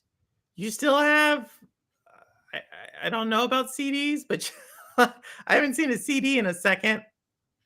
Or I got my wife the Wicked soundtrack, but I had to order it. On CD? For like the car for her and the kids. Yeah. Well, cars are now no longer some cars are no longer going to have a radio.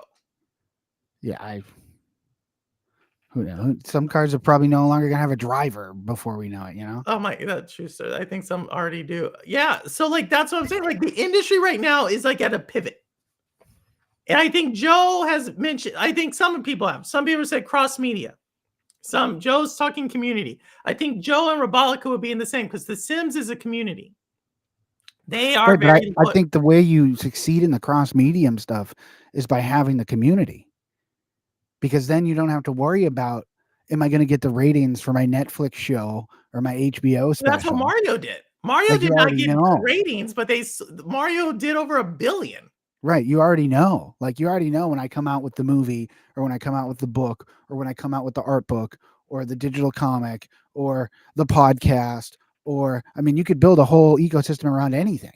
You just got to think, like, do I have the audience? Is the audience going to show up? And support it. No, I It's the mean, this same is reason when you watch the HBO shows why it says stay tuned after this episode to listen to the after the episode podcast, and you listen to the jokers talk about, you know, whatever happened on the latest episode of Succession or something. I don't know. yeah. So it sounds, but yeah, but I think that's the thing. So this is an interesting dichotomy. Decoy is saying hardcore game. So maybe Call of Duty hardcore. There's Call of Duty hardcore gamers, but I think cultivating the community produces the hardcore fan. Correct. I'm still not quite sure what denotes a hardcore gamer versus a non-hardcore gamer. I'm confused about that, but that's just probably me.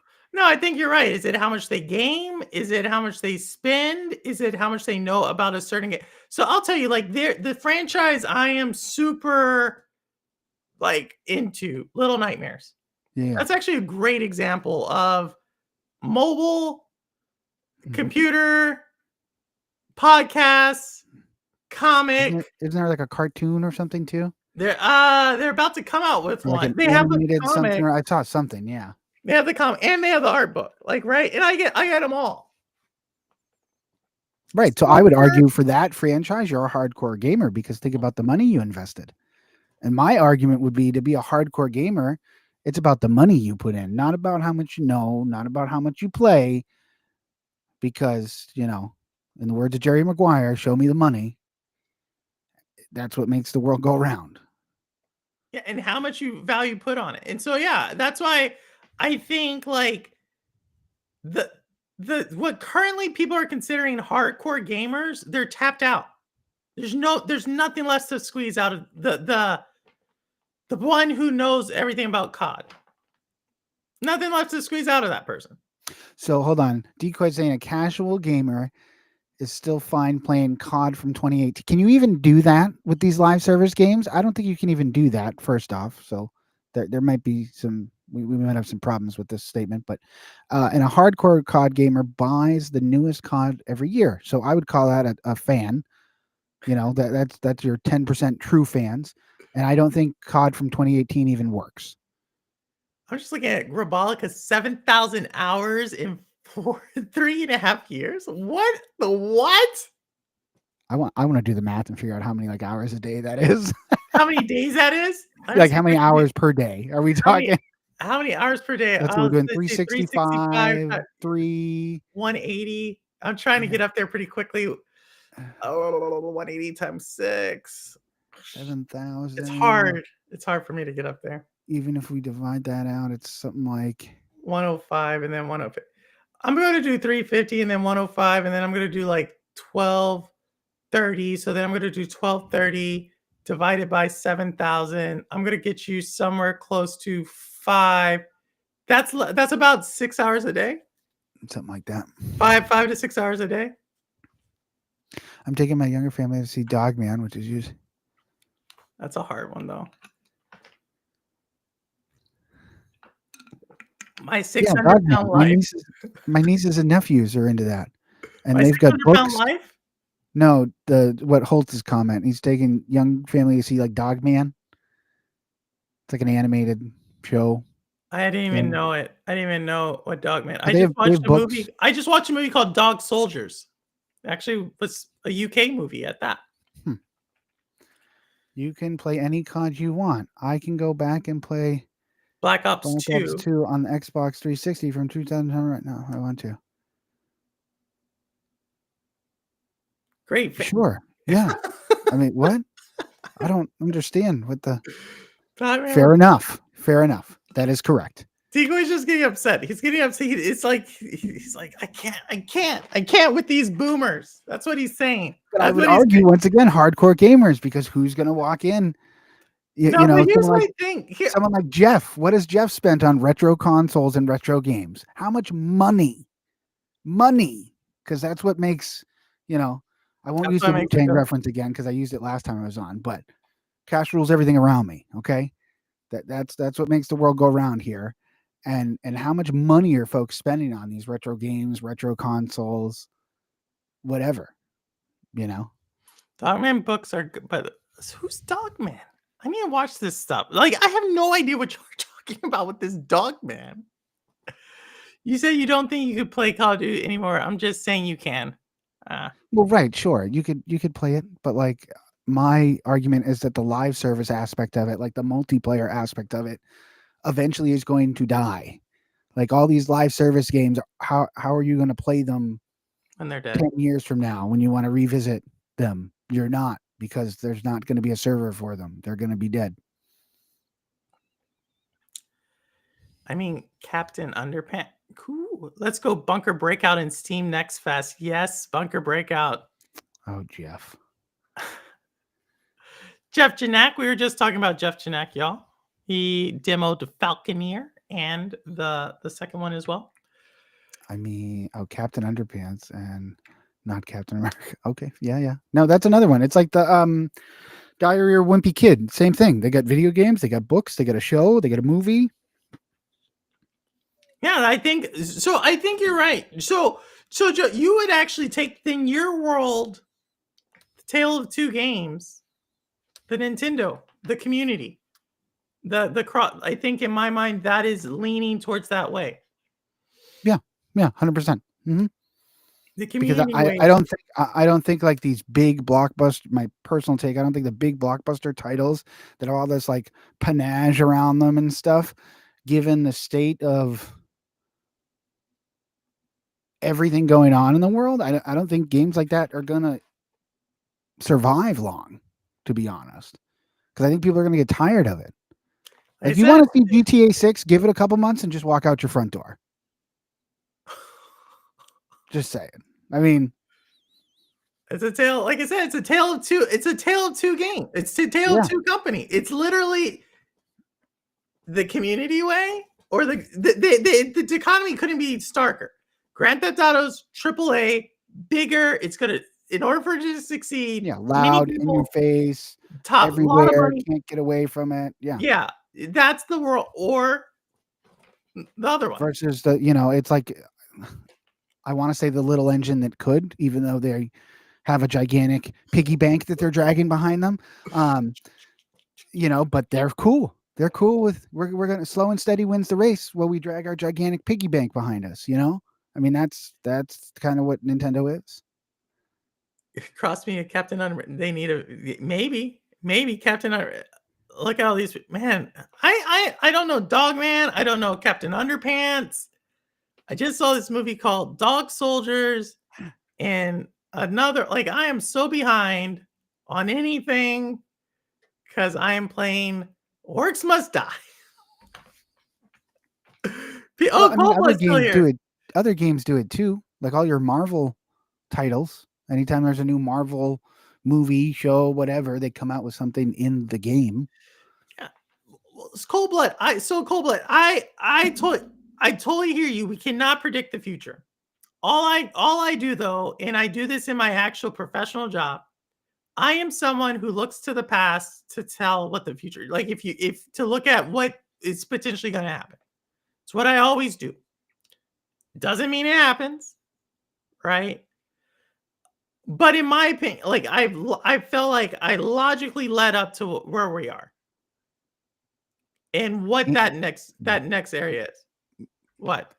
And for these companies whose sole business is not gaming, who do other things, like a Microsoft, right? Where like your gaming piece of your portfolio is just like actually a real small, tiny sliver of the pie.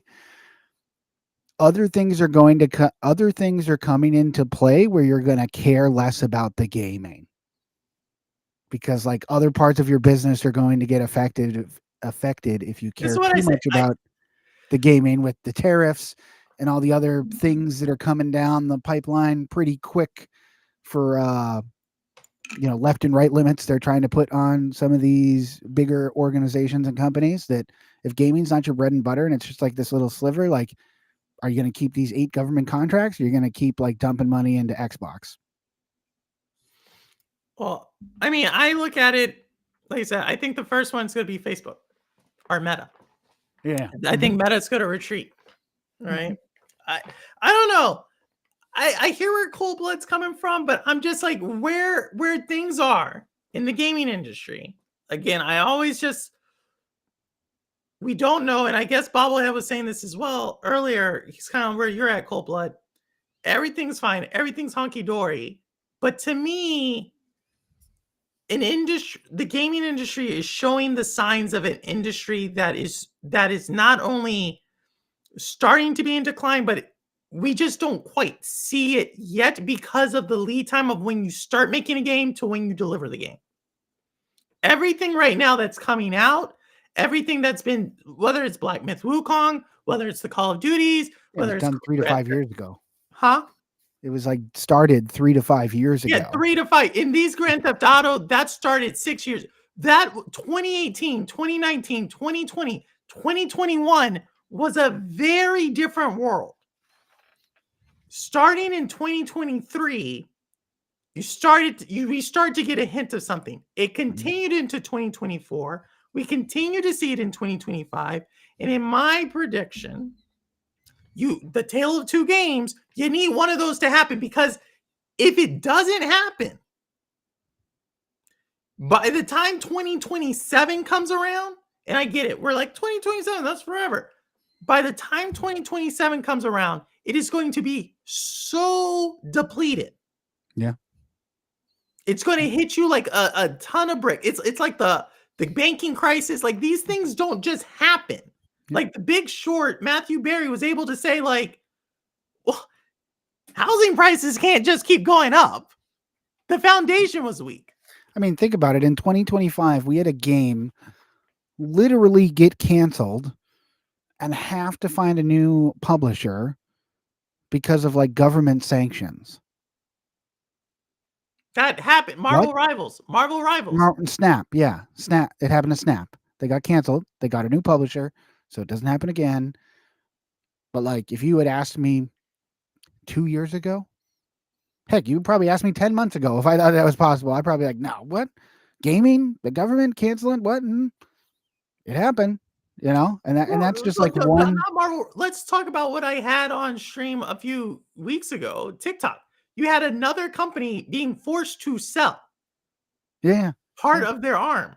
And if you caught what I said, the independent games that are doing well that we talk about right now, the ones that broke through in the arena shooter area, Marvel Rivals.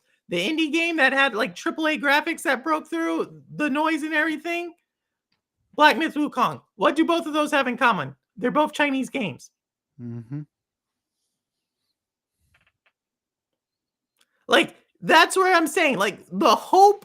People said, Purple, you need to get the hopium. I'm just laying it out to you all. When I play all the cards down on the deck, there's gaming, the growth engines of mobile. I told y'all to go look up Roblox stock price. Someone tell me what the story is when you go look up Roblox stock price. These are the things that people said were in. They're just growing.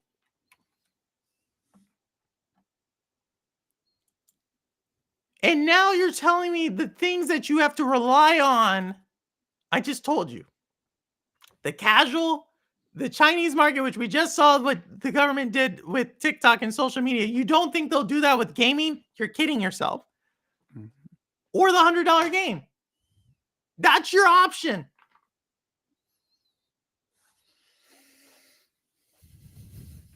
Yeah. Yep. Or you build your community through like the Joes, through the Falconeers, through the right. It's a series of really small games, right? Like bite-sized, well-crafted story beats in the same universe.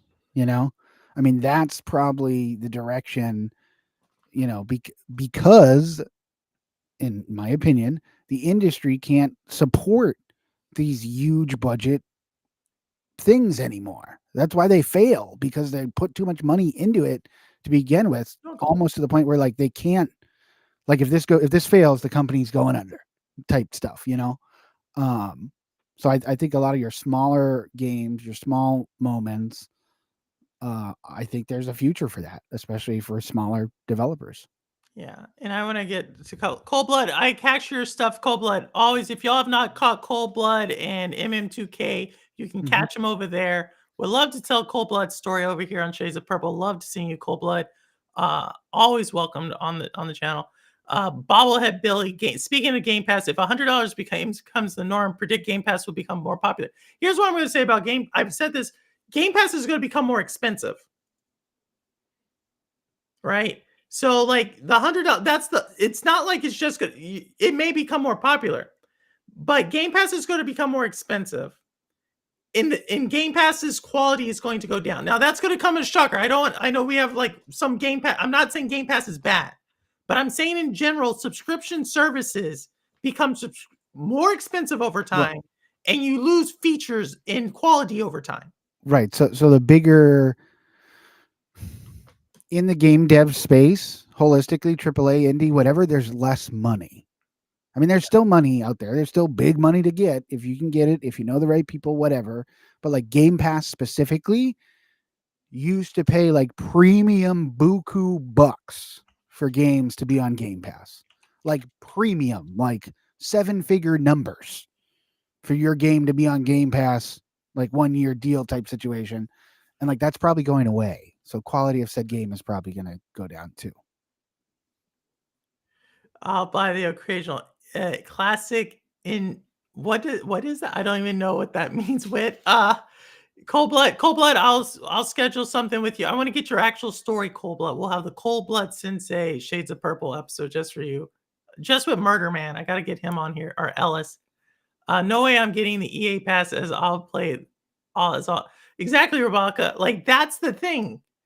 So when you start going down this road, that's why I continue to say, which a gaming company of two cities, if you have the community aspect, you're going to want to play that community.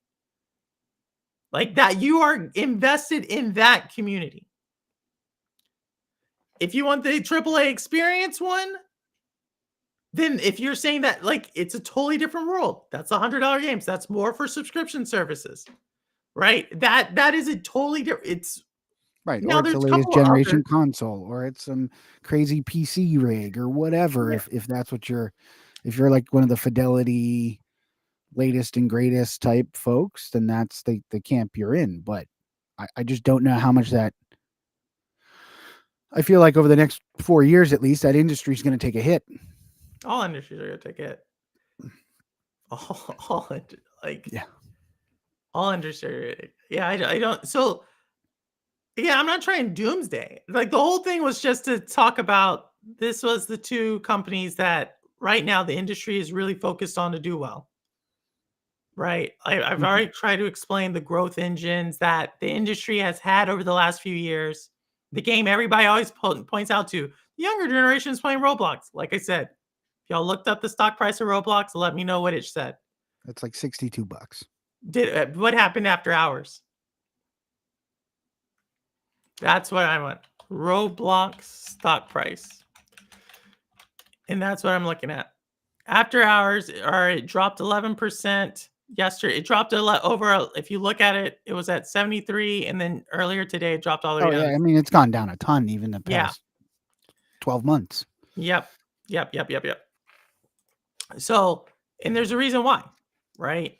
There's a reason they missed their viewer count. So if the growth engines are starting to peter out, and the investments, cloud gaming, the investment in VR, I already told you, I think Meta, I could make a prediction, but I'll probably wait.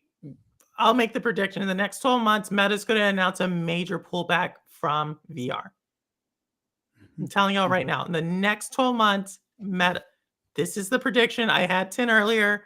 My 11th prediction, 12 months, Meta is going to announce a major pullback from VR. Yeah, they can't sustain the cost of making that hardware. Can't. And so when you look at all the big time investments, there's a few corners. I think social is one. I think cross media is one, which again, I think those are long tails.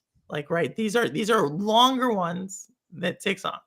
I think potentially the higher price game, maybe. But again, that's going to be dependent on a lot of things. I think there's a chance, call me crazy. I think there's a chance for games to come back with like actual DLC where you actually get some like real value, some real like added content, some real whatever versus like a skin or a whatever thing. Like, It would so when have you to be pay, an indie dev. It would have to be an yeah, indie dev. I guess it probably would. It would have to be an indie dev. Like, that's what I'm saying. And then if you look at the indie dev space, like I Right. said, you're gonna get the flooded market of Chinese game develop. I'm not saying Chinese games are bad, by the way. I'm not saying that. What I am saying though is, if you thought Assassin's Creed Shadows woke, you have not seen propaganda in a game until you start watching Chinese media stuff. So, like I said, I put these two. I could probably make another two assumptions, but I'm open for everybody who's saying gaming will be fine. For everybody saying purple, you're doomsdaying like any other old veteran about the world. Go ahead. I'm open to hearing your explanation.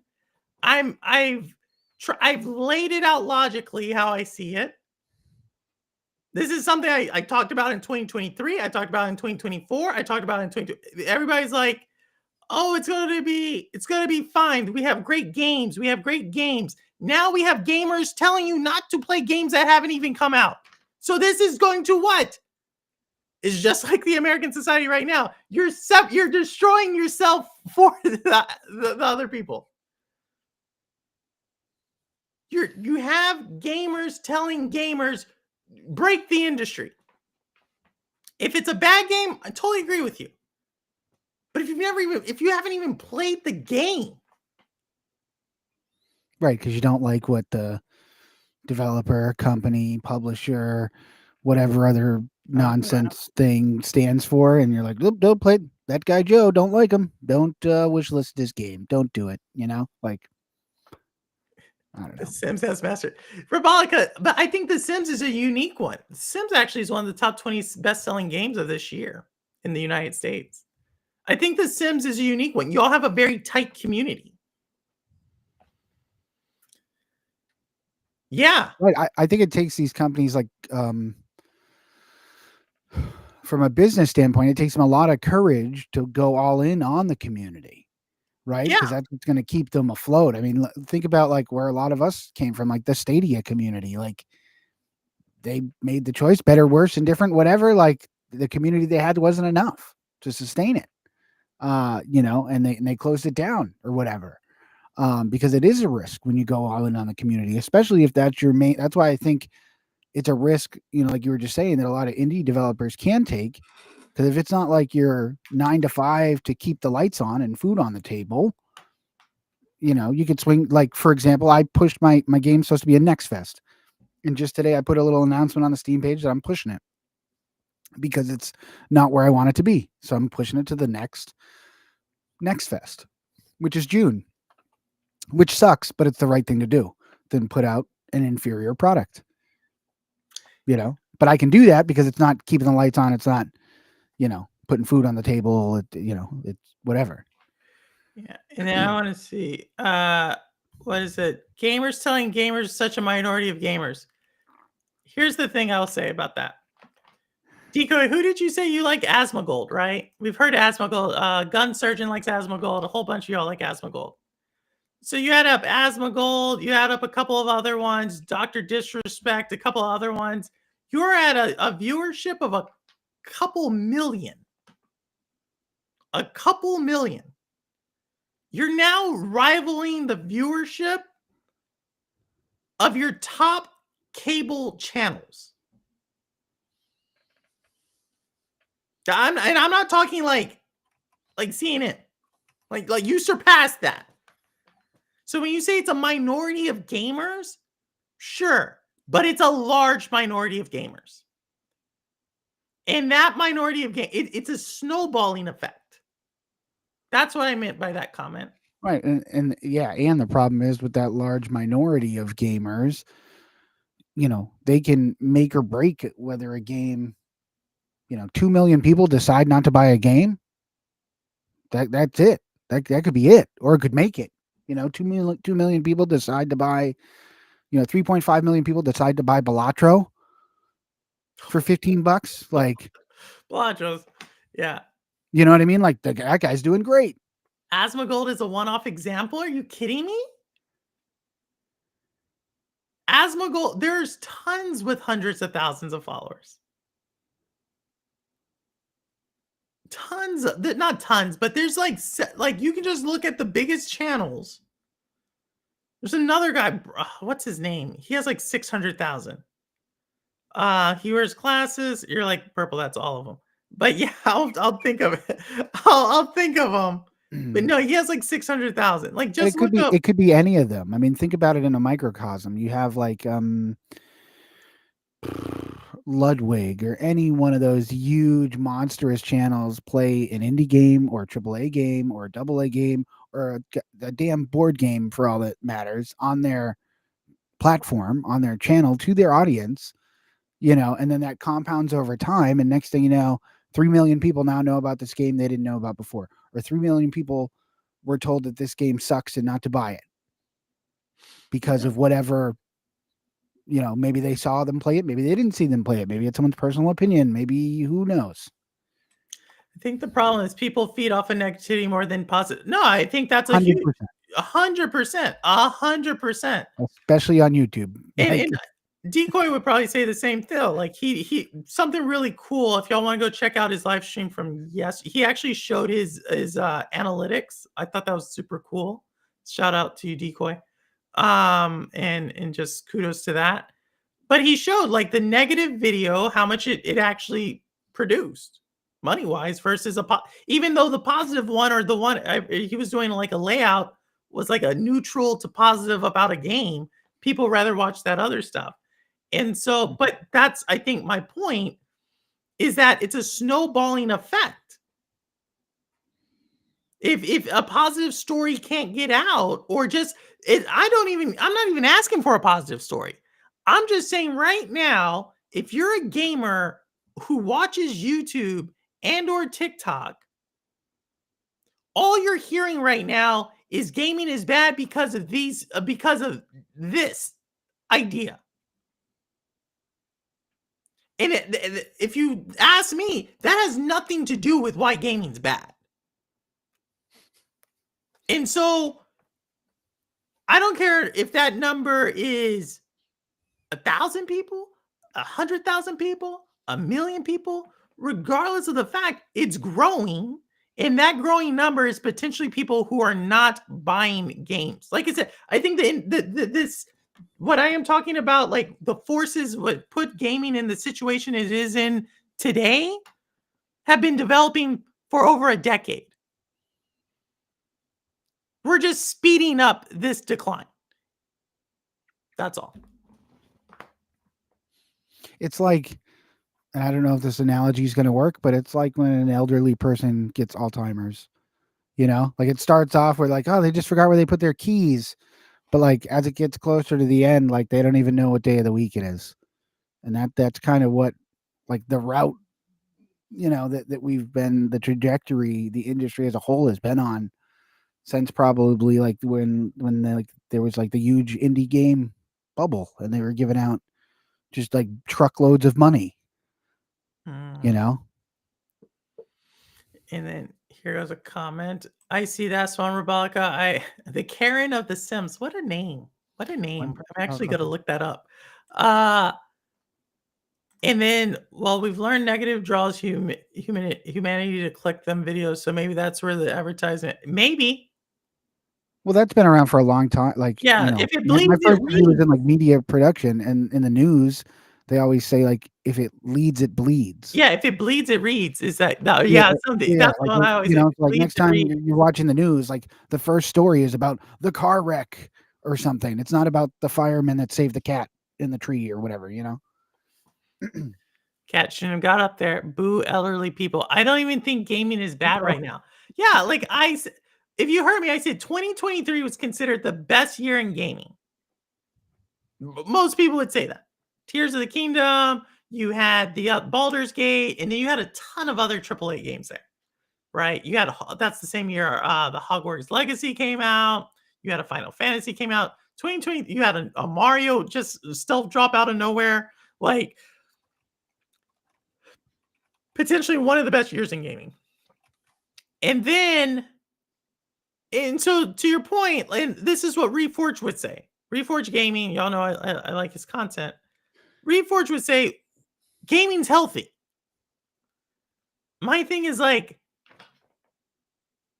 okay, if I just put in my head in the sand and say, okay, everything's fine. I'm getting a little nightmares. I'm getting Reanimal this year. I'm getting South of Midnight this year. I'm gonna buy them. I'm going to play them. I'm getting Assassin's Creed Shadow. I'm fine. But the overall growth of the market is going down. Like from Yeah, a that's what financial. if you love the medium, that's what my whole thing is. Hmm. I love gaming. Right. So you're super pumped, but like if you look at the industry as a whole, 23 to 24, console gaming dropped $800 million. That's my thing. That's my if you love the medium, you love it. You want to pass it down in generations, then you're worried about that. These Yeah. are the things, like I said, I talk about gaming and business. And I tell gaming stories so the community gets to know people, that we're all the same, right? That at the end of the day, we all have this passion. But I feel like, yo, this is the conversation. It's like, well, I feel like 15 years ago, climate change people and anti-climate change. Well, nothing's happening to me now. We just had LA nearly burned down. We had massive floods throughout Texas, massive floods through North Carolina, right? And now people are like, well, maybe it has something to do with that. Well, yeah, if you were paying attention 15 years ago, you wouldn't have bought the house on the beach. And so that's all I'm saying. Like, yo, potentially that's a major issue. It's my take, right? It's the angle I take because the other people aren't going to talk about this. And maybe I'm just the crazy chick. Like I said, maybe I'm just the crazy curly head brown chick who's just talking, and I'm okay with that. It's just how I see it. That's all. That's all. Oh, his name is Sachon Sims, and he's very explicit in his description. Oh, okay. I'm gonna watch it. I always rewatch chat to see what I missed. Oh, British Rock. I feel we saw Karen though. I didn't represent Sims. Holtz. The only additional Sims content I need is for Lover's Lamb. Lover's Lab. Look at Decoy doing Sims. Console gaming drop because PC gaming is where the growth is at. And so Bobblehead, that's an interesting thing. I kind of touched this on in my PC savior video. The only thing I'll say is PC growth is in China. And Chinese gamers buy Chinese games at a rate of about 5-1. So that money goes back to China. If you don't believe me, what was the biggest indie game that came out this year that everybody was like, oh my goodness, this was so amazing. They did a great job. Not Balatro, right? That was a big one. Black Myth Wukong. If Black Myth Wukong was such a huge game, and Steam sales will say it was huge on Steam. Look at the top 20 sold games in the United States. Black Myth Wukong is not on that list. Sims is. Robolica Sims is. WWE 2K is, or whatever it's called. All those are. Black Myth Wukong is not on the list. So what's that tell you?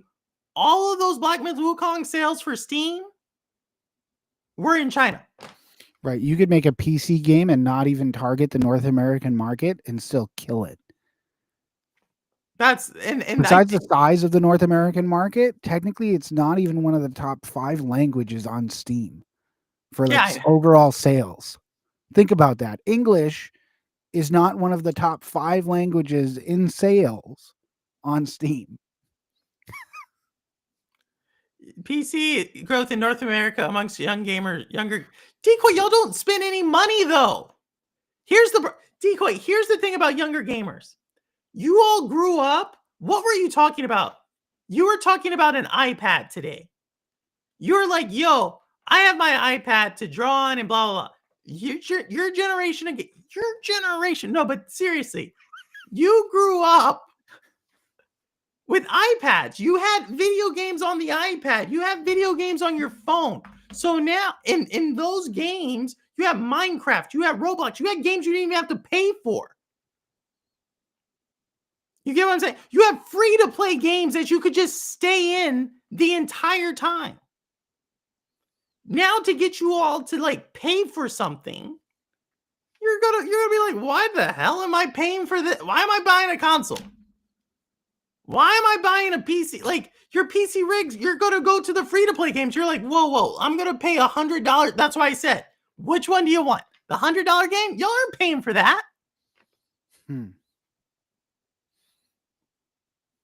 So now that's where I come back to, like, I'm not saying you're the problem. I'm not going to do that to your, I'm saying the whole industry. I'm saying there's a lot of problems. But first you got to acknowledge, Cold Blood's acknowledged it. First you got to acknowledge that there's a problem. Yeah, the market has done it to itself. Yeah. Right? They created the monster. And now they have to live with it. So if you think like whatever, back in the day buffet, you had your, Super Mario 3, whatever, there were these short, smaller in today's comparison, they were shorter games. They weren't as quick. They didn't look as good. They may or may not have had better stories depending on who you ask. And in today's industry, it's all about, the microtransactions and how much content and how free can we make it, but still figure out a way to make money. And the industry made that monster, and now they're going to have to deal with what that fallout looks like when they can't, or if they even can make the $100 game that people are willing to pay for. How does Fortnite have a vast majority of their player base under 25 and yet makes billions of It's their parents' money. True story. True story. I have 3 kids under 10. Trust me, it's their parents' money. And it's a few whales. This happens in every free-to-play game. There's a few proportionally. There's a few like 10% are whales that spend a ton of money, and that's where the entire like growth is. But if you look at Fortnite as a whole, you're telling me Fortnite is then going to carry the industry. Which again, I would say, like, if we look at it, these games, there's going to be a time, just like with the Roblox crew, that missed their gaming viewer people. Just like Game Pass has figured out why they don't list subscriber growth. There's going to be a time when Fortnite also misses. And it's not going to be because they missed. And I try to explain several different forces at the same time. One of the reasons they're missing, you could play Fortnite on your phone, right? Like that's the whole reason Epic started suing Google and Apple and everything. But there's a point to where the casual person who just goes into Fortnite, who's under 25, they're going to do the same thing that always prioritization. They're looking at TikTok now. That's across the board. 5 years ago, how many people were looking at TikTok? To today, how many people were watching TikTok? Where did that time come from? Came from leisure activities. It came from gaming. I'm not telling you this to be like you're kind of making the point. There's a few winners. I'm not saying these aren't going to be winners going forward. Like there's a few winners, but there's a lot of players right now. So what happens if a lot of players become a lot of losers? This is the same thing. The housing market crash. Did every housing market get destroyed? No. The financial crisis. Did every stock go down? No. The newspaper industry. Did every newspaper go out of business? It's the No. same thing that happens in media. A show comes out and you're like, I really like that show. And then 3 months later, it gets canceled. Does every show get canceled? No. But do No. some of the good ones still get canceled because they don't have like the gusto behind them? Sure do. It's the same thing. It's just coming to fruition in the gaming industry, and it's coming to public, like the public spotlight. Yeah. Simpleton. Yes, the Ender one. We talked about that. Roster told me about it, Simpleton. Let me know if you like it. I'm still on the fence of it. There is a free Metroidvania on Prime Gaming. Go check it out, y'all, if y'all have Prime Gaming. You can't say kids don't spend money, then say, what about X game? And you go, it's their parents' money.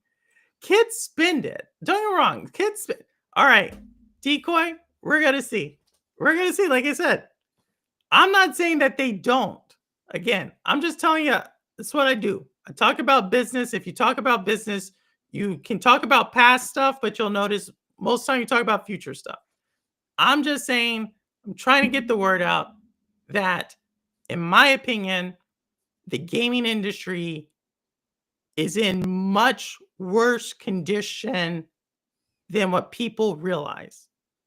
And that's just with me and my crystal ball, just looking at it and looking at how it's forming. I would say it's on a bubble, and it's going to go like, which way are we going to roll? Bubble's good. Are we going to roll towards the, we're going to go with like corporate greed industry, $100 game? Or are we going to, it goes back to the tale of two cities, like you said, or are we going to roll towards the ecosystem, but with, third party options? You call me a doom grifter. I'm a doom grifter. And this is a guy who just in his chat. I'm telling you, I was probably spending in his chat some time earlier this week. He's like, I don't agree with the grifter term. So interesting to hear him talk, man. Sims 4 base game became free in 2020, and they had a massive growth in new players who are buying the 79 DLC packs now. I think that Rabolica is like what's going to have to happen. The genius business model. Yeah, you build up brand identity, you build up brand recognition, you build up loyalty in your brand, and that it is literally what any company wants to do. So then when they do come out with their paid service or their premium product or whatever, it sells itself, and they don't have to put a ton of marketing spend behind it because it sells itself. But I would also say Sims, fortunately, when did Sims come out? Sims has been building its base player base the OG for decades. Mm-hmm. It's almost like one of those gaming companies that we've been talking about that's building their player base for decades. Weird. Nintendo, yeah, but that's my thing. It takes that much time. So what a few winners, but a lot of losers coming out. Yep. And that's what I'm just saying. When you have a lot of, it doesn't matter where it is that any industry, when you have like what's coming out, it's gonna ripple out. Even in the gaming crisis of 1983, I always ask people, the gaming crisis of 1983, did every game do bad? No, it was actually the boom of a certain segment of gaming, which was arcade games. 1983, arcade games were booming. But we still had a gaming crisis of 1983 that nearly took the entire video game industry down. That's all I'm saying. Steam is my winner. Love, stop it. Aaron who already had Sims 4 for free was given a $5 kit for free. Look at EA doing. Y'all, if y'all said EA is not a good company, look at that Rabolica cheering that EA flag. All right. Good night, Jeff. Time for me to head to bed. No worries, Jeff. We're about to head out. I didn't realize it was 10:17. Thank you so much, Joe, for coming on. While other games had Thanks for DLC in having me. 2001, The Sims was ahead of its time.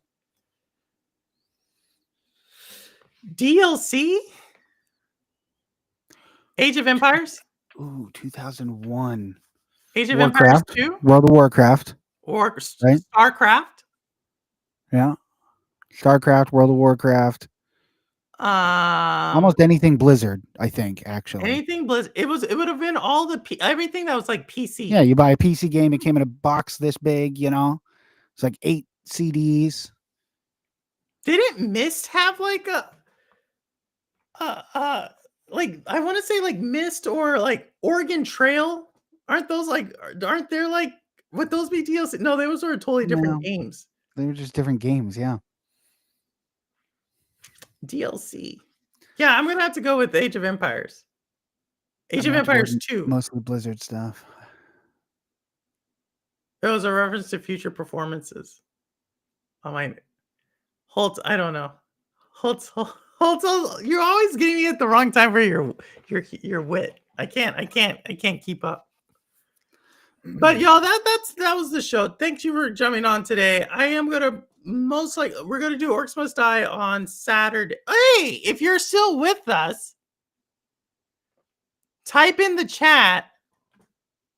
Oh my goodness, y'all should have told me.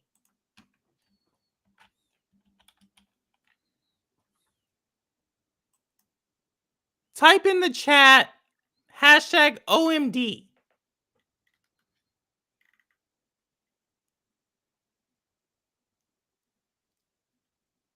Type in the chat OMD if you're still with us.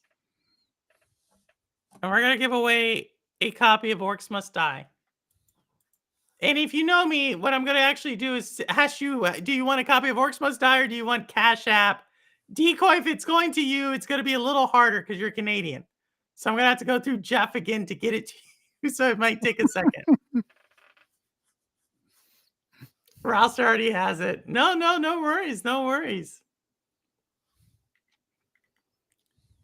I was about to close out. Oh, no worries. Wit has it. Decoy has it.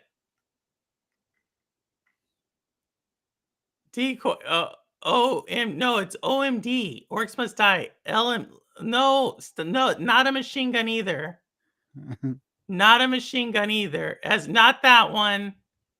LMFAO. That's that one. You'll be good. But I got Decoy, got Cold Blood, or not that. The money for it. No worries. I mean, you have a good chance this time. There's only like 4 people right now.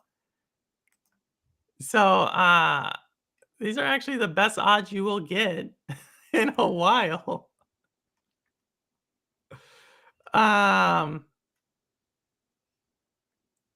Let me see, roster geek. All right, so right now, if I do not call your name, I'll keep it open for a little bit. I got roster, I got Ambi, I got Holtz. Did Holtz put in? I didn't see Holtz, but I think I got Wit and I got Decoy, and I have Joe. I don't play tower defense. Simpleton, it's $30 cash. Like, I don't understand. I don't give you the game. Okay, I give you Cash App.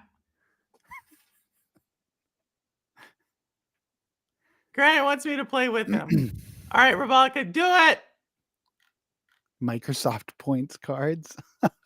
Like, it's whatever you want. Like Sanchez wanted, like one time he wanted Destiny. Fast comes around, he always wants a PlayStation gift card. Who is Ash Banana Killer? She likes the cash. Like, I don't understand. Or there we go, Simpleton. Finally, like this. He says he's an accountant too. I'm like, it's free. All right, y'all. There we go. We got him. We got him. All right, here I got Simpleton, Rouster, Ambi, Holtz, Wit, Decoy, Joe, and Rebecca. Here we go. We're gonna choose a winner. Did it need? All right, I'm gonna put Microsoft point cards don't exist no more. Sag. I don't even know what that word means. All right, here it is, y'all. I have to have a way to get in contact with, which I think I have a way of getting in contact with all y'all. Look at that! Look at that. That's actually a good one. He's actually Hey, a there we go. Rouster. Rouster 1. We're gonna do Rouster, and because I'm feeling really good, and shout out to everybody who did awesome in the stuff. I'm gonna give y'all another. I'm gonna do another. I'm gonna do a second one here, and this is second reroll, a second one for the winner. And there we go, Rebolica. 2 R's, the 2 Hey, R's. there you go. There you go. I will send you. Rebolica, you're Canada. You're Canadian. I'll try to see how I can get it to you, Rebolica. It may take a while. Or if you're playing on let me know how you're playing Rebolica, or just let me know how you want it. Yeah. So I will get it to both. Rouster, I got yours. I've sent you stuff before, so you should be pretty easy. Rigged. Oh my god. Oh my. Oh no, Billy Bobblehead. We'll do it again. Thank you all for all the donations. It goes back to you all, obviously. So thank you. Like I said, I will be streaming Saturday, Orcs Must Die, and then Sunday we're gonna finish the game with the rats. And then look out on the. I will be doing more I think y'all can see I try to do 2 to 3 videos each week. Don't be surprised if some of this content goes in there. We'll have it cleaned up, and then Decoy, you can argue with me in the comment section like all the others. Yeah, any platform for me. All right, Rebolica, that might work with Steam. Let me try. Let me try. And I know how to get a hold of you because she's Canadian. So a lot of times I like to just give them the cash, but it might work with Steam. Let me check. Or game or Xbox. I'll be on the back. I know how to reach you on Twitter. All right, y'all. But with that, Joe, any last words? Thanks for coming on. Thanks for having me. Everybody have a great weekend and all that good stuff. All right. And for everybody, thanks for coming by. Thanks for keeping the chat lively. All of y'all who are piping in, Bobblehead, Decoy, Simpleton, thank you, Joe, for coming on. Cold Blood Sensei. I mean, y'all had a lot of great stuff. Obviously, it's not always doomsday, but you know, I like talking about this type of stuff. And then next week we should get Murder Man Ellis on the show, so we will have an interview. And Rebolica, I'm coming for you. I want you to come on. You've come on before, Rebolica. Just want you to come on one more time. But with that, so with that, y'all know what I say. And Joe, if you could stay on just for a little bit afterwards. I don't care where you game, how you game, why you game, what you game on, how long you've been gaming. As long as you're gaming, you're good with me. And as always, the proof is in the playing. All right, take care, y'all. And I will see you on Saturday. Stay positive, gang. Exactly, Bobblehead. And thanks for coming by, Bobblehead. All right, later.